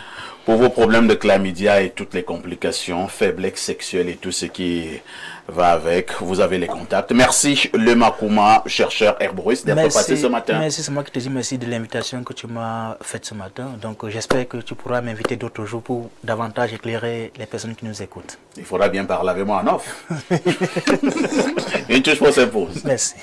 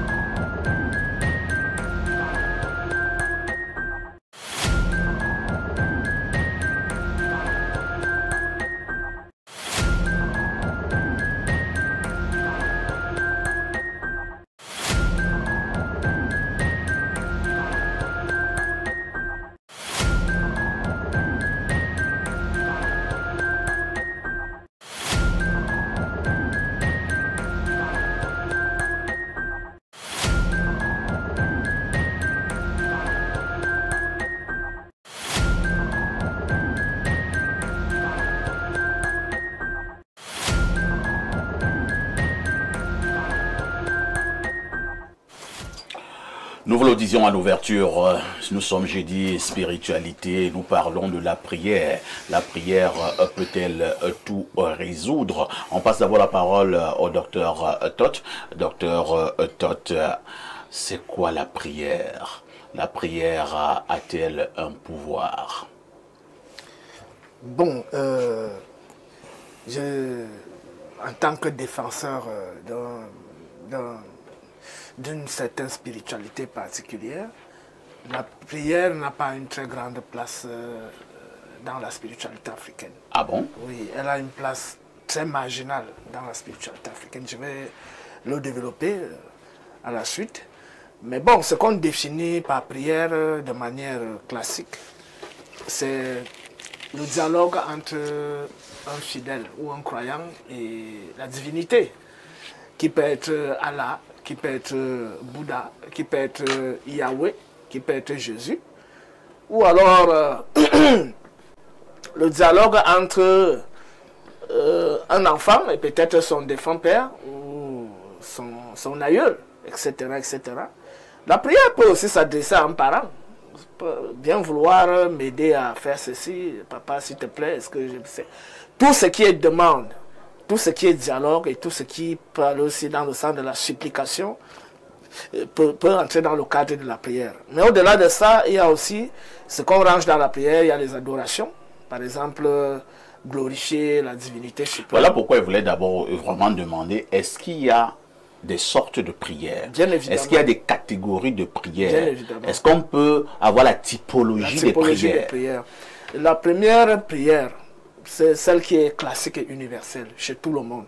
C'est la glorification de la divinité suprême. Ça, on retrouve ça même en Afrique. Donc, dans les textes, vous voyez par exemple hymne et prière de l'Égypte ancienne. La glorification de la divinité, honorer le fait qu'elle ait manifesté ce qui existe, le fait qu'elle anime tout ce qui existe, le fait qu'elle informe tout ce qui existe, le fait qu'elle apporte l'équilibre dans la nature, etc. etc. Le deuxième niveau de la prière, c'est la supplication. Pardonne-moi, j'ai péché, j'ai fait du mal aux autres, etc. Bon, là, est-ce qu'on s'adresse à la divinité suprême, ou est-ce qu'on s'adresse à un ancêtre, ou est-ce qu'on s'adresse à une tierce personne? Le troisième niveau, c'est qu'est-ce qu'on appelle les demandes de supplication. J'ai besoin de protection, j'ai besoin de prospérité, j'ai besoin de santé, j'ai besoin de travail, j'ai besoin de mari, j'ai besoin d'enfants, d'argent, etc., etc. Et au-delà de ça aussi, il y a des invocations. Parce que on a décliné, on a parlé des adorations, on a parlé des repentances, on a parlé des demandes, des requêtes. C'est-à-dire j'ai besoin de ceci, j'ai besoin de cela, etc., etc. Il y a des invocations. Bon, quand quelqu'un dit, par exemple, Saint Archange Michel, viens à nous, ça c'est déjà une invocation. Voilà. Donc, notamment dans l'église catholique, ça c'est très courant, où on invoque les archanges, les anges et les archanges pour venir assister. Bon, il y a d'autres qui disent aussi qu'ils invoquent le Saint-Esprit. Donc, notamment dans les églises de sommeil, et ils invoquent beaucoup le Saint-Esprit là-bas. Les églises de sommeil? Oui, bon, je sais que beaucoup de gens dorment là-bas. Les églises de réveil ou bien les églises de sommeil? Moi, je considère ça comme les églises de sommeil parce que c'est des gens qui ne veulent pas réfléchir. C'est-à-dire, là-bas, on ne réfléchit pas. Et la tendance là-bas, c'est que l'onction est le Saint-Esprit. Donc, le discernement n'existe pas là-bas. Vous allez chuter. Voilà, donc, je voudrais terminer par là en disant que au-delà donc des invocations, il y a des qui s'accompagnent aussi des rituels. Parce que certaines invocations, il faut mettre en place un certain dispositif, parfois tracer des figures au sol. Et ça s'observe aussi chez certains marabouts qui invoquent certaines entités pour venir les assister à opérer, je ne sais pas, une scène de délivrance. C'est la même chose qu'on observe aussi chez les prêtres exorcistes. Donc parfois aussi chez certains musulmans qui font dans la divination. Bon, Cheikh Ali va dire que ce ne sont pas des vrais musulmans. Ça, c'est sa liberté. Mais on en connaît aussi beaucoup qui jettent les coris, qui font dans la divination, qui soignent les maladies, parfois qui délivrent aussi de certaines entités, des djinns, etc., etc. Voilà ce que je peux dire dans le temps, mais en précisant tout de même que dans la spiritualité africaine, la prière est extrêmement marginale. Voilà. On ne parle pas trop de prière au niveau de la spiritualité africaine selon Toth. Alors, Cheikh Ali Sanda, vous qui êtes justement imam, c'est-à-dire donc musulman, quelle est la place qu'occupe la prière dans votre religion? Et quand on parle de prière, est-ce que la prière est étroitement liée à la religion ou alors on peut avoir nos prières même si on n'est pas religieux? Ok, j'aimerais déjà dire que en islam on parle de as-salah, as-salah dans la langue arabe, et qui se définit par prière, dans un semblant de définition en français, quoi, parce qu'on ne peut pas définir exactement ce que c'est en français, mais pour avoir une approche de définition, on parle de prière rituelle. Ça veut dire que c'est une prière qui est accomplie par un ensemble d'individus, reconnus universellement, et qui est pratiquée dans une même langue, orientée vers une même direction. Et nous parlons de la prière rituelle à Salah. À côté de la prière, ce qu'on appelle Adwa. Adwa, ce sont les invocations. Nous avons ce qu'on appelle aussi les askar, qui sont les évocations. Donc, en islam, nous faisons la différence donc, entre cette prière qui est canonique ou prière rituelle, que nous faisons 5 fois par jour, qui fait partie qui est le deuxième pilier de l'islam, et qui est une obligation pour tout musulman ayant atteint l'âge de la puberté. Donc, la différence donc, avec la prière canonique, les 5 prières que nous prions, il y a à côté de ça les invocations. C'est quoi une invocation? Une invocation, en fait, c'est une demande. Nous demandons à qui? Pas à un individu, pas à un être humain, pas à un djinn, pas à un génie. Nous demandons à Allah subhanahu wa ta'ala qui est notre créateur. Nous lui demandons parce que... Est-ce qu'une invocation, ce n'est pas le fait d'appeler une entité, d'appeler un esprit? Je suis en train d'en venir, j'explique. L'invocation, en fait, c'est quoi? C'est demander à Allah parce que il a tout, nous n'avons rien. Il est puissant, nous sommes impuissants. Il est fort, nous sommes faibles. On lui demande parce que c'est lui qui nous donne le souffle de vie. Ça, c'est de la demande, quoi. On demande qu'on a besoin de la santé, on a besoin du travail, on a besoin de manger, on a besoin de tout ce que vous pouvez imaginer, mais une demande qui est licite, quoi. On ne peut pas faire une demande qui est illicite, du style donne-moi la force d'aller me prostituer ou bien d'aller voler. Maintenant, il y a ce qu'on appelle l'évocation. L'évocation, c'est fait dans mention des noms et attributs d'Allah subhanahu wa ta'ala. Ça veut dire que, comme tu l'as dit, le glorifié, adressé de louange. Ça veut dire, par exemple, on dit subhanallah, gloire et pureté à Allah, alhamdulillah, louange à Allah, Allahu Akbar, Allah est le plus grand. La hawla wa la quwwata illa billah, il y a des forces et des puissances qu'en Allah. Ça, ce sont les évocations. Pour les évocations, il y a aussi la demande, il y a ce qu'on appelle istighfar, et la demande de pardon. Donc, en islam, c'est bien catégorisé. Et ici, dans toutes ces évocations et prières, ce qu'on appelle le tawhid, l'unité d'Allah subhanahu wa ta'ala. C'est-à-dire que tout ce que nous faisons comme acte d'adoration, prière, évocation, sont orientés vers lui seul. La preuve, c'est dans la première sourate du Coran. Il y a un verset où on dit Iyyaka na'bud wa iyyaka nasta'in. Ça veut dire que c'est toi seul qu'on adore et c'est toi seul qu'on recherche le secours. Très bien. Alain, donc, je voudrais qu'on puisse évoluer au niveau du débat et qu'on puisse attaquer de manière frontale la problématique dans son entièreté. Lorsque nous avons eu ces différentes définitions de prière et même cette catégorisation des prières, est-ce que nous pouvons en conclure que la prière peut tout résoudre? Première préoccupation. Deuxième préoccupation, est-ce qu'il y a des prières rituelles? Pas au sens de l'imam, quand moi je dis rituel, c'est-à-dire que des prières où les gens s'associent, ils sont dans un groupe et ils savent quelles entités ils appellent là-bas. C'est ce que je mets ici dans prière rituelle. Ben, vous savez, je pense que je vais lire un texte, puis je vais faire un commentaire. Parce que nous j'espère qu'il n'est pas trop long. Non, nous n'avons pas de temps. J'ai tenu compte de tout. Le texte sort d'où? Le texte, c'est un texte biblique. Acte chapitre 16, verset 25. Jusqu'à 40. Vers minuit, il est écrit, vers minuit, Paul et Silas priaient et chantaient pour louer Dieu. Les autres prisonniers les écoutaient. Tout à coup, il y eut un violent tremblement de terre qui secoua les fondations de la prison. Toutes les portes s'ouvrirent aussitôt et les chaînes de tous les prisonniers se détachèrent. Le gardien se réveilla. Lorsqu'il vit que les portes de la prison étaient ouvertes, il tira son épée pour se tuer, car il pensait que les prisonniers s'étaient enfuis. Mais Paul cria de toutes ses forces, « Ne te fais pas de mal, nous sommes tous ici. » Alors le gardien demanda de la lumière, se précipita dans la cellule et, tout tremblant de peur, se jeta aux pieds de Paul et de Silas. Puis il les fit sortir et leur demanda, « Messieurs, que dois-je faire pour être sauvé ?» Ils répondirent, « crois au Seigneur Jésus et tu seras sauvé et ta famille avec toi. Donc, est-ce que la prière peut tout résoudre? La prière est puissante. La prière, c'est l'outil de prédilection, du forgeage de votre puissance éthérique. C'est le lien de communication qui doit exister entre une entité transcendante, entre l'être transcendant et vous. Le lien par cette communication atteste véritablement que vous avez une relation. Parce que, vous le savez, toutes les relations humaines, quelle qu'elle soit, professionnelle, filiale, amicale, repose sur une communication saine. S'il n'y a pas de communication, vous n'avez pas de relation. Donc, quelle que soit l'entité, ça peut être le Dieu, le seul qui existe, le Dieu souverain, ça peut être une entité de l'autre bord, c'est-à-dire de l'obscur. Toujours est-il que dans le cadre donc de la relation qui vous unit à cette entité ou à l'être transcendant, vous devez avoir cette communication. Elle peut être ritualisée. Et là, tu parlais justement des rituels occultes. Ouais. Vous avez vu souvent, lorsque vous regardez soit des films, soit des documentaires qui traitent du satanisme, il y a des prières invocatoires où on dessine un cercle et puis on met à l'intérieur du cercle, on met un pentagramme et celui qui va conduire le rituel se passe de telle ou telle manière dans le cercle en question, et puis ceux qui participent au rituel en question aussi ont certaines dispositions, et on crée le cadre qui permet justement de créer le lien invocatoire avec l'entité qu'on veut invoquer. Donc il y a des prières justement qui sont des rituels, et même dans la liturgie, les catholiques ont une façon de mener leur liturgie où ils ont donné une signification et une certaine place à la prière.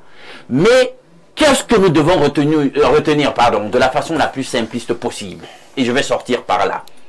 Le Christ dans la Bible nous dit ce que nous devons retenir de la prière dans Matthieu 6. En fait, c'est une communication qu'il veut même intimiste, puisqu'il demande, lorsque vous voulez prier, de ne pas vous mettre sous le regard des gens. Retirez-vous dans le lieu secret, retirez-vous dans votre chambre, et ce que vous y direz, dans une communication franche et ouverte avec votre Dieu, il écoute. Vous n'avez pas besoin d'une prière monstrative ou démonstrative pour qu'elle soit agréée, pour que le lien avec l'être suprême soit là, soit présent. Non.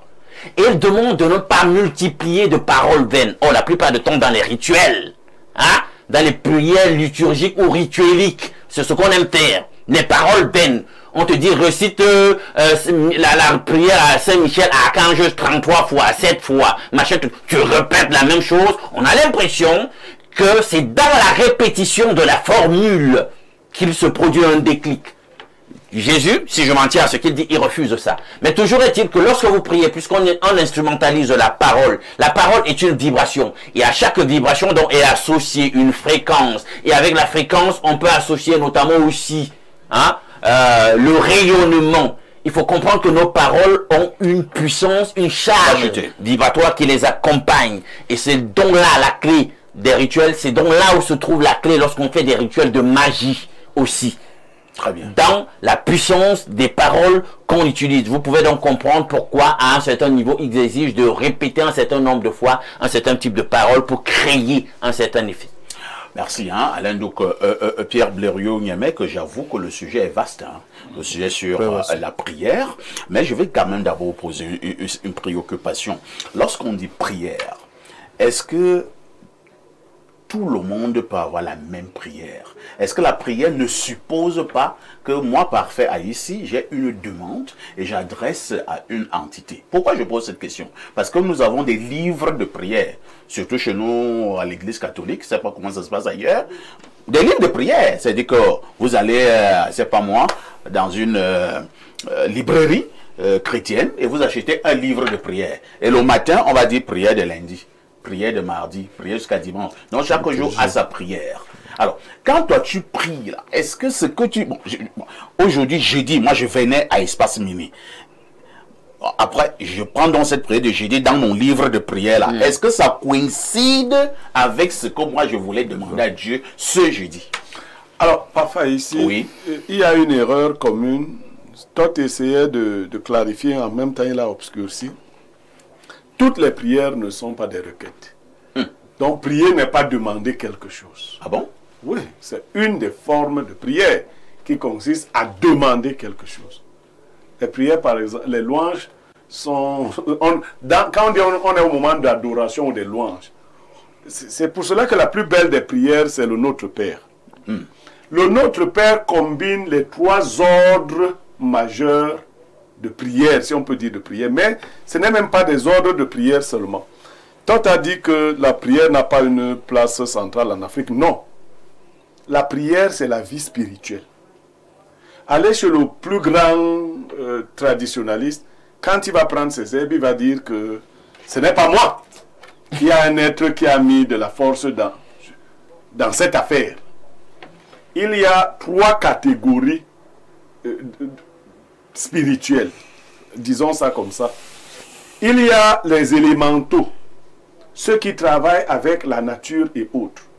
Ils reconnaissent qu'il y a quelqu'un qui commande cette nature et qui a mis dans la nature un certain nombre de forces auxquelles vous devez d'obéir. Il y a ce qu'on appelle les évocations. Effectivement, là c'est la connexion avec les entités spirituelles. Et je fais la bifurcation chez les catholiques une fois. Ce que les catholiques font, ce que l'église catholique fait, c'est qu'elle-même sait qu'elle a rendu les chrétiens, les ouailles catholiques paresseuses. Donc, on vous donne les béquilles. Vous voyez? C'est-à-dire, on organise les rituels à votre place. C'est un peu comme un enfant qui ne sait pas parler et son parent lui écrit un discours que quand tu vas arriver à l'école, dis que. C'est ce qu'on fait dans... Maintenant, il y a un 3e niveau, le niveau des conjures, qu'on cache donc aux religieux, très souvent, et que d'autres appellent la magie. Pour obtenir, vous avez posé la question de savoir si la prière peut résoudre tous les problèmes. Tout à fait. Vous parliez bien des problèmes spirituels. Parce que si vous avez un chantier en Eligsono, vous ne pouvez pas être ici prier, les murs commencent à monter. Moi, j'étais justement dans tout, hein. C'est-à-dire tout, vraiment dans tout. Non. C'est-à-dire quoi? C'est-à-dire que vous êtes un élève qui prépare son baccalauréat. Peut-être même vous faisiez de l'école buissonnière, mais vous priez beaucoup et vous demandez à Dieu de vous donner le bac. Est-ce qu'il est possible, effectivement, parce que vous avez beaucoup prié, Dieu vous donne le bac? Non, pas Dieu. Vous pouvez demander le bac à une entité. Vous faites des conjures. Vous pouvez obtenir le bac en faisant des conjures. Ah bon? Oui. Vous n'allez même pas composer. Vous obtenez le bac. Ben, là, c'est la magie. Oui. Bon, donnez le nom que vous voulez. Moi, je vous dis que c'est la vie spirituelle. Si vous appelez une entité, vous lui dites, un petit enfant, hein, il y avait une dame qui était venue au Cameroun, on l'appelait Madame Mila. Elle donnait des stylos aux enfants et autres. Habituellement, on allait l'invoquer dans les rivières. Voilà, qu'est-ce que je fais? Je dis par exemple au conjure que prends une partie de mon corps et donne-moi le bac. Une partie de ton corps, comment? Oui, il y a des gens qui transportent par exemple des plaies inguérissables. Ah bon? Oui, pour avoir obtenu de la nature ce que vous ne méritiez pas, la nature vous donne, les choses vont se passer parce que les esprits sont capables de tout contrôler. Vous pouvez livrer quelque chose en échange. C'est pour ça qu'on parle des conjures. Est-ce que ça ne revient pas à ce qu'on a souvent entendu? On disait des choses... il y avait eu un grand musicien dans ce pays, hein, j'oublie volontairement son nom, qui était toujours crâne nu, un tout petit peu comme toi. Et on disait qu'il avait vendu ses cheveux pour avoir le succès. Bon, ça c'est une anecdote, mais il y en a qui sont vrais. Il y a des gens, effectivement, qui ont cédé des parties de leur corps pour avoir, par exemple, certaines infirmités. Et en cachant ces infirmités, ont certaines gloires. Très bien. Ça arrive. Donc, de ce point de vue, la prière, je n'ai pas dit que la prière religieuse. La prière, c'est toute la vie spirituelle d'un être humain. Merci Pierre Blériot. Lisons rapidement ces nombreuses préoccupations. Bonsoir Saint James depuis Berthois. Selon moi, la prière ne peut pas tout résoudre. Todd va apporter une réponse à cela tout à l'heure. Hein. Allons au 241, c'est le Gabon. Bonjour, pour la question qui a été donnée, je pense que la prière ne peut pas tout résoudre. Elles doivent toujours être accompagnées d'actions concrètes. Par exemple, prier pour réussir à un examen est bien, mais il faut aussi étudier. Prier pour guérir est important, mais consulter un médecin l'est aussi. C'est Samuel Francky depuis Bitam. Autre message ce jour, quelqu'un nous dit aussi OTEP. OTEP à vous les érudits et un salut spécial aux fratères Niemek. frater a une connotation parfois bizarre. Hein? Tu acceptes qu'on t'appelle frater? Oui. D'accord. Il n'y a rien de bizarre. Merci beaucoup. La spiritualité et la prière sont la science de l'âme pour l'âme, le chemin de l'éveil et la déconnexion à l'illusoire voile du réel. Elle ne bâtit pas les maisons faites de main d'homme, elle bâtit les cœurs. Elle active l'ivou et vivifie le cas. En parapsychologie, c'est de l'auto-suggestionnement. Les pyramides ne naquissent pas par méditation, conjuration ou prière, mais par succession de théorèmes et d'échecs mûrement réfléchis et inscrits sur papyrus. Des hommes à la cognition fragile ont décidé par émerveillement de mythifier les processus et croient que c'est une manne tombée du ciel. Les laboratoires ésotériques et les cycles concentriques de réflexion basés sur de la thaumaturgie théurgique n'ont rien produit si ce n'est des hommes plus structurés mentalement pour bâtir des états esprits. La prière est la voie pour influencer le réel. La science est la clé. C'est ça qu'est l'autodidacte. D'accord. Quelqu'un nous dit ici, la prière c'est la clé, c'est une communication entre un homme et une divinité. Dans le cadre d'être chrétien, nous prions Dieu. À la question de savoir si la prière peut tout résoudre, la réponse est non. La prière est complémentaire avec l'action, monsieur Haïssi. Il ne suffit pas de passer des heures et des heures de prière, mais il faut poser des actions en rapport avec nos sujets de prière. Car lorsqu'on prie, Dieu répond. Alors, Todd, vous qui insistez qu'en spiritualité africaine, la prière n'est pas très importante, elle peut être subsidiaire. Alors, vous vous appuyez sur quoi pour le dire? Maintenant, l'Africain, il passe donc par quel canal pour peut-être passer des messages aux divinités et ainsi de suite? Déjà, nous avons une conception, une compréhension de la divinité qui diffère radicalement de l'approche judéo-chrétienne, de l'approche musulmane. L'approche africaine de la divinité est à peu près similaire à l'approche chinoise et à l'approche hindouiste du brahmanisme ou du samkhya ou du yoga. Parce que dans l'Afrique traditionnelle, basée sur les textes sacrés que j'ai ici, la divinité n'a pas une forme. La divinité n'est pas une personne. La divinité est une force intelligente. Et cette force intelligente transcende tout ce qui est apparent. Donc, il y a une nature divine non manifestée et il y a une nature divine manifestée. Parmi les natures divines manifestées, nous avons le soleil, nous avons la lune, nous avons les étoiles, nous avons les planètes, nous avons l'air, l'eau, le feu, la terre. Nous avons les minéraux, c'est-à-dire les pierres dans leurs multiples variétés. Nous avons les végétaux, c'est-à-dire les plantes. Nous avons les animaux, parmi lesquels l'humain, parce que l'homme fait partie de la classe des animaux.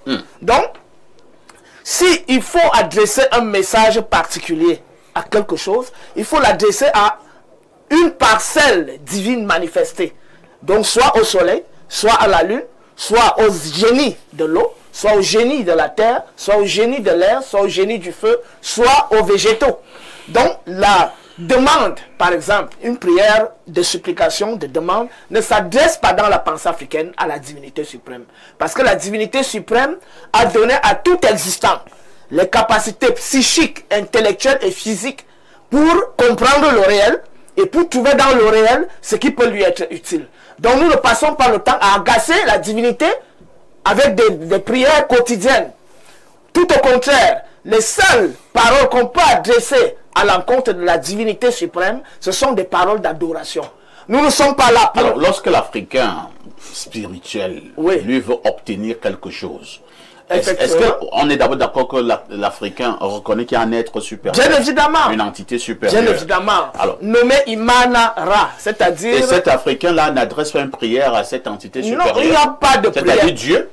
Justement, dans la pensée africaine, Dieu n'a pas les qualités humaines. C'est-à-dire qu'il éprouve des sentiments, il peut se fâcher, il peut se mettre en colère, il peut être l'éternel. Donc vous ne priez pas Dieu? On ne prie pas Dieu dans la pensée africaine. On reconnaît qu'il y a une divinité suprême qu'on peut adorer, qu'on peut louer. Et parmi les adorations, il y a la déclinaison de ce qu'on appelle la cosmogonie. grâce à toi, le soleil est né, la lune est née, la terre est née, les humains sont nés, machin, machin, etc. etc. Il n'y a pas de supplication. D'ailleurs, il y a un travail qui est fait au niveau de la conscience. C'est-à-dire, au niveau de la conscience, c'est-à-dire le rapport que l'individu entretient avec lui-même, qu'il entretient avec ses semblables, qu'il entretient avec la nature. Et la connaissance qui se dégage de ce rapport lui permet de connaître les vertus des plantes, la vertu du soleil. Nous voyons par exemple, lorsque quelqu'un veut jeter un sort, il peut prendre une poudre en plein midi ou le don, il mâche un certain nombre de dindons, il se place à midi pile, il s'adresse au soleil, puisque c'est l'un des recteurs cosmiques. Les recteurs cosmiques sont le soleil, la lune et certaines étoiles bien spécifiques. Donc, on peut adresser des paroles directement au soleil, parce que c'est une entité réelle. On ne s'adresse pas à la divinité suprême, mais on s'adresse à une réalité bien spécifique. On peut par exemple éloigner un sort de la famille en aspergeant une poudre blanche le matin en direction du soleil, ou alors on fait des vœux vis-à-vis du soleil. C'est la même chose qu'on peut faire vis-à-vis de la lune. Et en ce qui concerne les plantes, on connaît les vertus des plantes. Avant de cueillir une plante, il faut d'abord être sûr qu'on est disposé à pouvoir cueillir cette plante. Et qu'on connaît là où il faut cueillir cette plante. Il faut adopter une fréquence, un taux vibratoire correspondant à cette plante. Sinon, on la cueille et elle ne nous soigne pas. Et donc, les émissions d'ondes, pas forcément en train de bavarder. On émet tout simplement des ondes et on peut donc cueillir cette plante.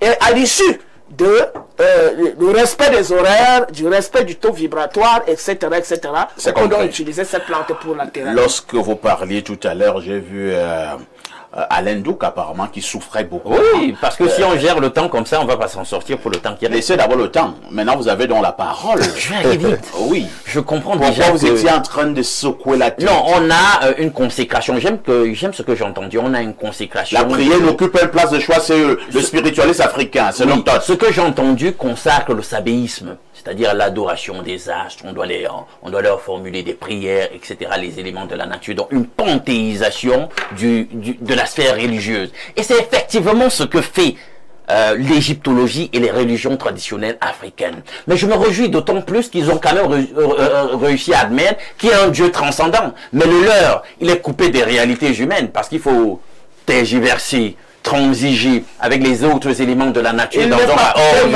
On t'a laissé parler. Il faut il n'est pas coupé. Je t'ai laissé parler tout à l'heure. Alors, on se réjouit quand même parce que leur Dieu à eux, le transcendant, il est totalement coupé des relations, en tout cas de toute relation, lui-même le dit, avec les humains. Mais ce n'est pas la conception que nous on a du Dieu qui a créé. Parce qu'il n'a pas créé sa création pour l'abandonner à son sort, pour qu'elle tergiverse et transige avec les autres éléments de la nature. Il est un Dieu immanent, aussi vrai qu'il est transcendant, et il se mêle des affaires humaines et de l'histoire humaine. Voilà la différence. Et maintenant, il ne comprend pas ce qu'on appelle par une personne. Lui, il anthropomorphise ce qu'on devait entendre par personne. La personne, qu'est-ce qui fait de moi une personne? C'est pas mon corps, c'est pas ma tête, c'est pas mes membres. Qu'est-ce qui fait de moi une personne? C'est ma créativité. C'est ma volonté, c'est mon libre arbitre, c'est ma créativité, mon intelligence, mes émotions. Et oui, si Dieu est une personne, il a un droit d'avoir des émotions. Il doit aimer sa création, ces créatures que nous sommes.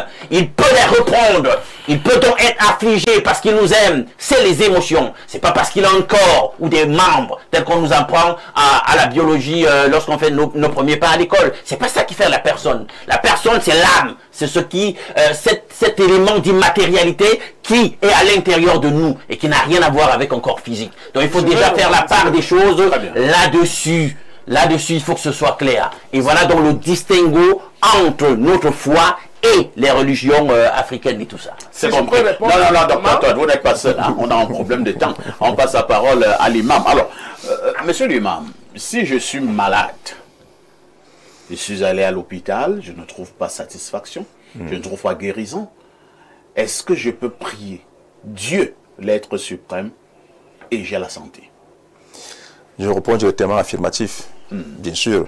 Parce que vous savez, la prière, c'est le socle. La prière, c'est la fondation même. Mais la prière n'exclut pas l'action. C'est-à-dire que avant d'aller à l'hôpital, on prie. Avant même de solliciter l'aide d'un musulman, d'un imam ou bien d'un médecin, d'un docteur, on prie d'abord.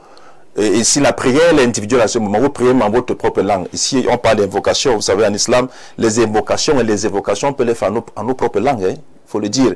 C'est la prière canonique qu'on fait en langue arabe. Mais lorsqu'on a besoin... que Dieu écoute toutes les langues et entend toutes les langues. Bien sûr, en islam, lorsque... Après la prière. Pourquoi donc on a l'impression que vous priez? C'est parce que vous êtes mal informé. C'est une question d'information. La prière rituelle ou canonique, les 5 prières. Là-bas, dans nos langues. On n'a pas la même définition que le mot prière. Le mot prière. Lorsque vous êtes à la mosquée là-bas, vous parlez aussi bamileke? Bien sûr. À la mosquée? Bien sûr, je vais m'expliquer, permettez-moi. Vous parlez bassa? Bassa, on parle wolof, on parle béti, on parle toutes les langues. Bien sûr. Vous priez en enfant. Permettez-moi que je m'explique. Vous à la télé, hein? Mais bien sûr, je m'explique. Je dis c'est la prière rituelle ou canonique. Les 5 prières, on les prie uniquement en langue arabe.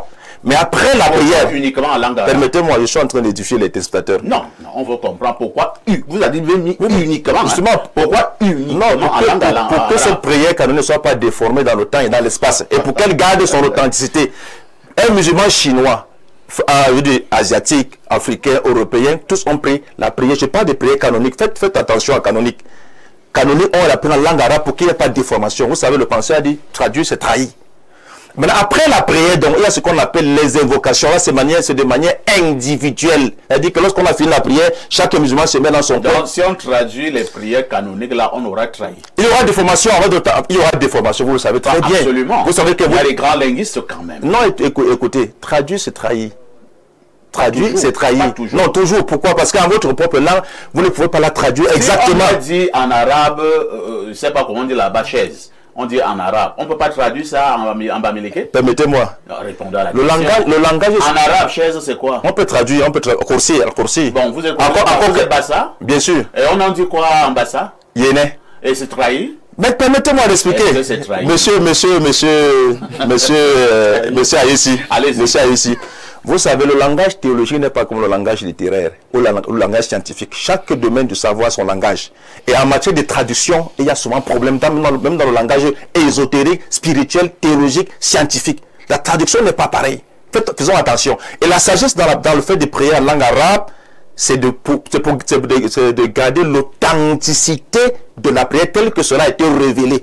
Maintenant, je dis ceci. Après, dans cette prière, chaque musulman dans la mosquée peut faire ses invocations ou évocations à sa propre langue.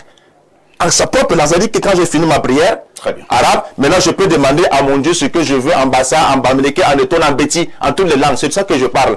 Maintenant, pour revenir donc à la question, dans la sourate, par exemple, la sourate 62, à partir du verset 9 au verset 10, Allah nous dit, oh vous qui avez cru, lorsqu'on appelle à la prière, répondez à l'évocation d'Allah et abandonnez tout négoce, tout commerce. Maintenant, vous avez fini de faire la prière, que chacun retourne à ses activités. Ça veut dire que la prière ici, et les activités, les actions sont comme le pied droit et le pied gauche. C'est-à-dire qu'après la prière, on engage une action. Maintenant, on va chuter. Maintenant, prier une entité. Oui. Vous savez, les feuilles de manioc, j'aime beaucoup les feuilles de manioc. Je mange. Mais qu'est-ce que veut demander aux feuilles de manioc? Quand quelqu'un dit sur ce planète qu'on peut demander à la nature, aux herbes. La chèvre, j'aime beaucoup la viande de la chèvre. Qu'est-ce qu'elle peut demander un animal que je mange? Donc vous, le musulman que vous êtes, vous n'avez rien à cirer avec la puissance des herbes? Non, mais Dieu a créé ça pour que cela soit soumis, pour que cela nous aide. Bien sûr, pourquoi nous puissions se soumettre? Ça serait une ingratitude, monsieur Aïssi, de délaisser le Créateur, celui qui te donne le souffle de vie, et de remercier la créature. Si j'ai mal au ventre, je tourne derrière ma maison et je cueille quelques plantes, et je bois, et ça me soigne le ventre, cela signifie que je me suis soumis non, mais là, tu n'as pas prié la plante. C'est ce que tu n'as pas compris, parce que qui a créé la plante? Dieu. Qui a donné les vertus thérapeutiques à la plante? Dieu. Mais comment est-ce que je vais donc remercier la plante, le remercier celui qui a donné la vie à la plante? Vous expliquez ça comment? Même la raison raisonnable n'accepte pas cette action-là. Justement. Ça n'accepte pas. Est-ce que les musulmans utilisent les plantes pour se soigner? Non, la médecine naturelle ne souffre d'aucun problème. Il ne faut pas qu'on se confonde. Le problème, c'est quoi, monsieur Aïssi? Je prends un exemple, le roi des zèbres. N'est-ce pas? Est très efficace dans le domaine de la médecine naturelle. Mais quand je prends, c'est pour me traiter. C'est pas pour adorer. C'est pas pour vénérer. C'est pas pour chercher de l'aide. Parce que celui qui m'a créé a dit que cette herbe-là va te traiter. Je dis souvent, je vais chuter. C'est terminé. Je vais chuter rapidement. Vous savez que dans les prophètes, les messagers n'ont jamais utilisé les paracétamol, ni les perfusions. Ils utilisaient la médecine naturelle. Pierre Blériot-Niémec, est-ce que nous pouvons dire au sortir de ce programme qu'on peut aussi trouver des prières dangereuses? Toute prière est dangereuse. C'est comme une arme entre les mains de quelqu'un si tu ne sais pas la manipuler. Alain Douk fait une démonstration sur le Dieu qui serait le Dieu des chrétiens. Mais même les chrétiens n'affectent pas directement à Dieu ce genre de caractéristiques. Lui-même, il dit, il n'est point un homme, ni un fils d'Abraham, pour se dédier. Ou pour faire ci ou ça. Si on a ramené la Bible au langage humain pour que les hommes collaborent, dans la conception africaine, le Dieu suprême auquel nous pensons tous n'est pas directement accessible à l'humain. C'est-à-dire qu'un humain comme nous sommes là ne peut pas s'adresser directement au Dieu suprême. Ah bon? Non. Et pourquoi? Il disparaîtrait. Il n'y a même pas, il n'y a pas de... Mais même dans la Bible, on dit que entre Jésus et Dieu. Et tu fais comment avec Moïse qui s'adressait directement à Dieu? Tu laisses que je pose quand même une... Lui-même dit qu'il vous a mis un médiateur entre lui et lui. Entre vous et lui. Est-ce qu'il était le seul? Mais il dit qu'il y a des médiateurs. Bon, je te cite les passages où il décide qu'on doit s'adresser directement à lui. Non, il ne faut pas lire ça littéralement. Non, nous ne sommes pas ici dans une lecture mystique. La Bible n'est pas un livre de mysticisme. Non, c'est même pas un livre d'ésotérisme. Non, absolument pas. Absolument pas. Le jour où tu verras quelqu'un qui s'est adressé à Dieu, tu ne le reverras pas. Non, c'est faux. Puisque moi, je m'adresse à Dieu. Et je me suis déjà adressé à Dieu par le passé. Je suis la preuve vivante qu'on s'adresse à lui. Non, il faut arrêter ça. Ça, c'est pour les bébés. Il y avait un autre passage qui disait ça. Docteur Tot, il y a un monsieur qui vous dit ici que... Docteur Tot, la prière existe bel et bien dans la spiritualité africaine et elle est loin d'être marginale. Non. Celui qui parle ne connaît pas l'histoire de l'Afrique. Sans prétention, je tu te mêles les pédales. Non, je ne me mêle pas les pédales. Dis-moi, parce que quand je vais en forêt, chez les Pygmées, chez les Bakas, ces gars ne connaissent pas la Bible, ils ne connaissent pas le Coran. Ils ont une manière de se comporter quand ils entrent en contact avec les plantes. Ils n'invoquent pas forcément le nom de Dieu. Chez vous, contrairement à ce que l'imam dit, la plante a un pouvoir. Bien évidemment, dans la pensée africaine. Tout ce qui existe est une manifestation de la divinité. Mais la plante ne fait pas un objet d'adoration. Tout ce qui existe. L'émission est actuellement terminée. Chez eux, Dieu a créé les choses. Dans la pensée africaine, tout ce qui existe est une manifestation d'une parcelle divine. Donc ce qui existe n'est pas séparé. Ce qui existe n'est pas séparé de Dieu. Pourquoi? Parce qu'en Dieu, j'ai l'information, j'ai la force et j'ai le discernement. C'est terminé. Sur la base de ça, je peux donc me prendre moi-même en charge sans passer le temps. Nous reconduisons le même thème. Voilà la religion où l'homme est la norme de tout, il est son propre. C'est terminé, la mystique kabbalistique et Ali Sanga, merci à Pierre Blériot, merci à Alain Douk, merci au docteur Tot. Comme tous les autres téléspectateurs, j'ai d'énormes messages là où on nous dit parfait ici, il n'y a pas eu de temps, je pense que nous allons reconduire le même thème la semaine prochaine. On continuera au niveau de la réflexion. N'oubliez pas la rediffusion de ce programme. C'est tous les soirs à partir de 22h30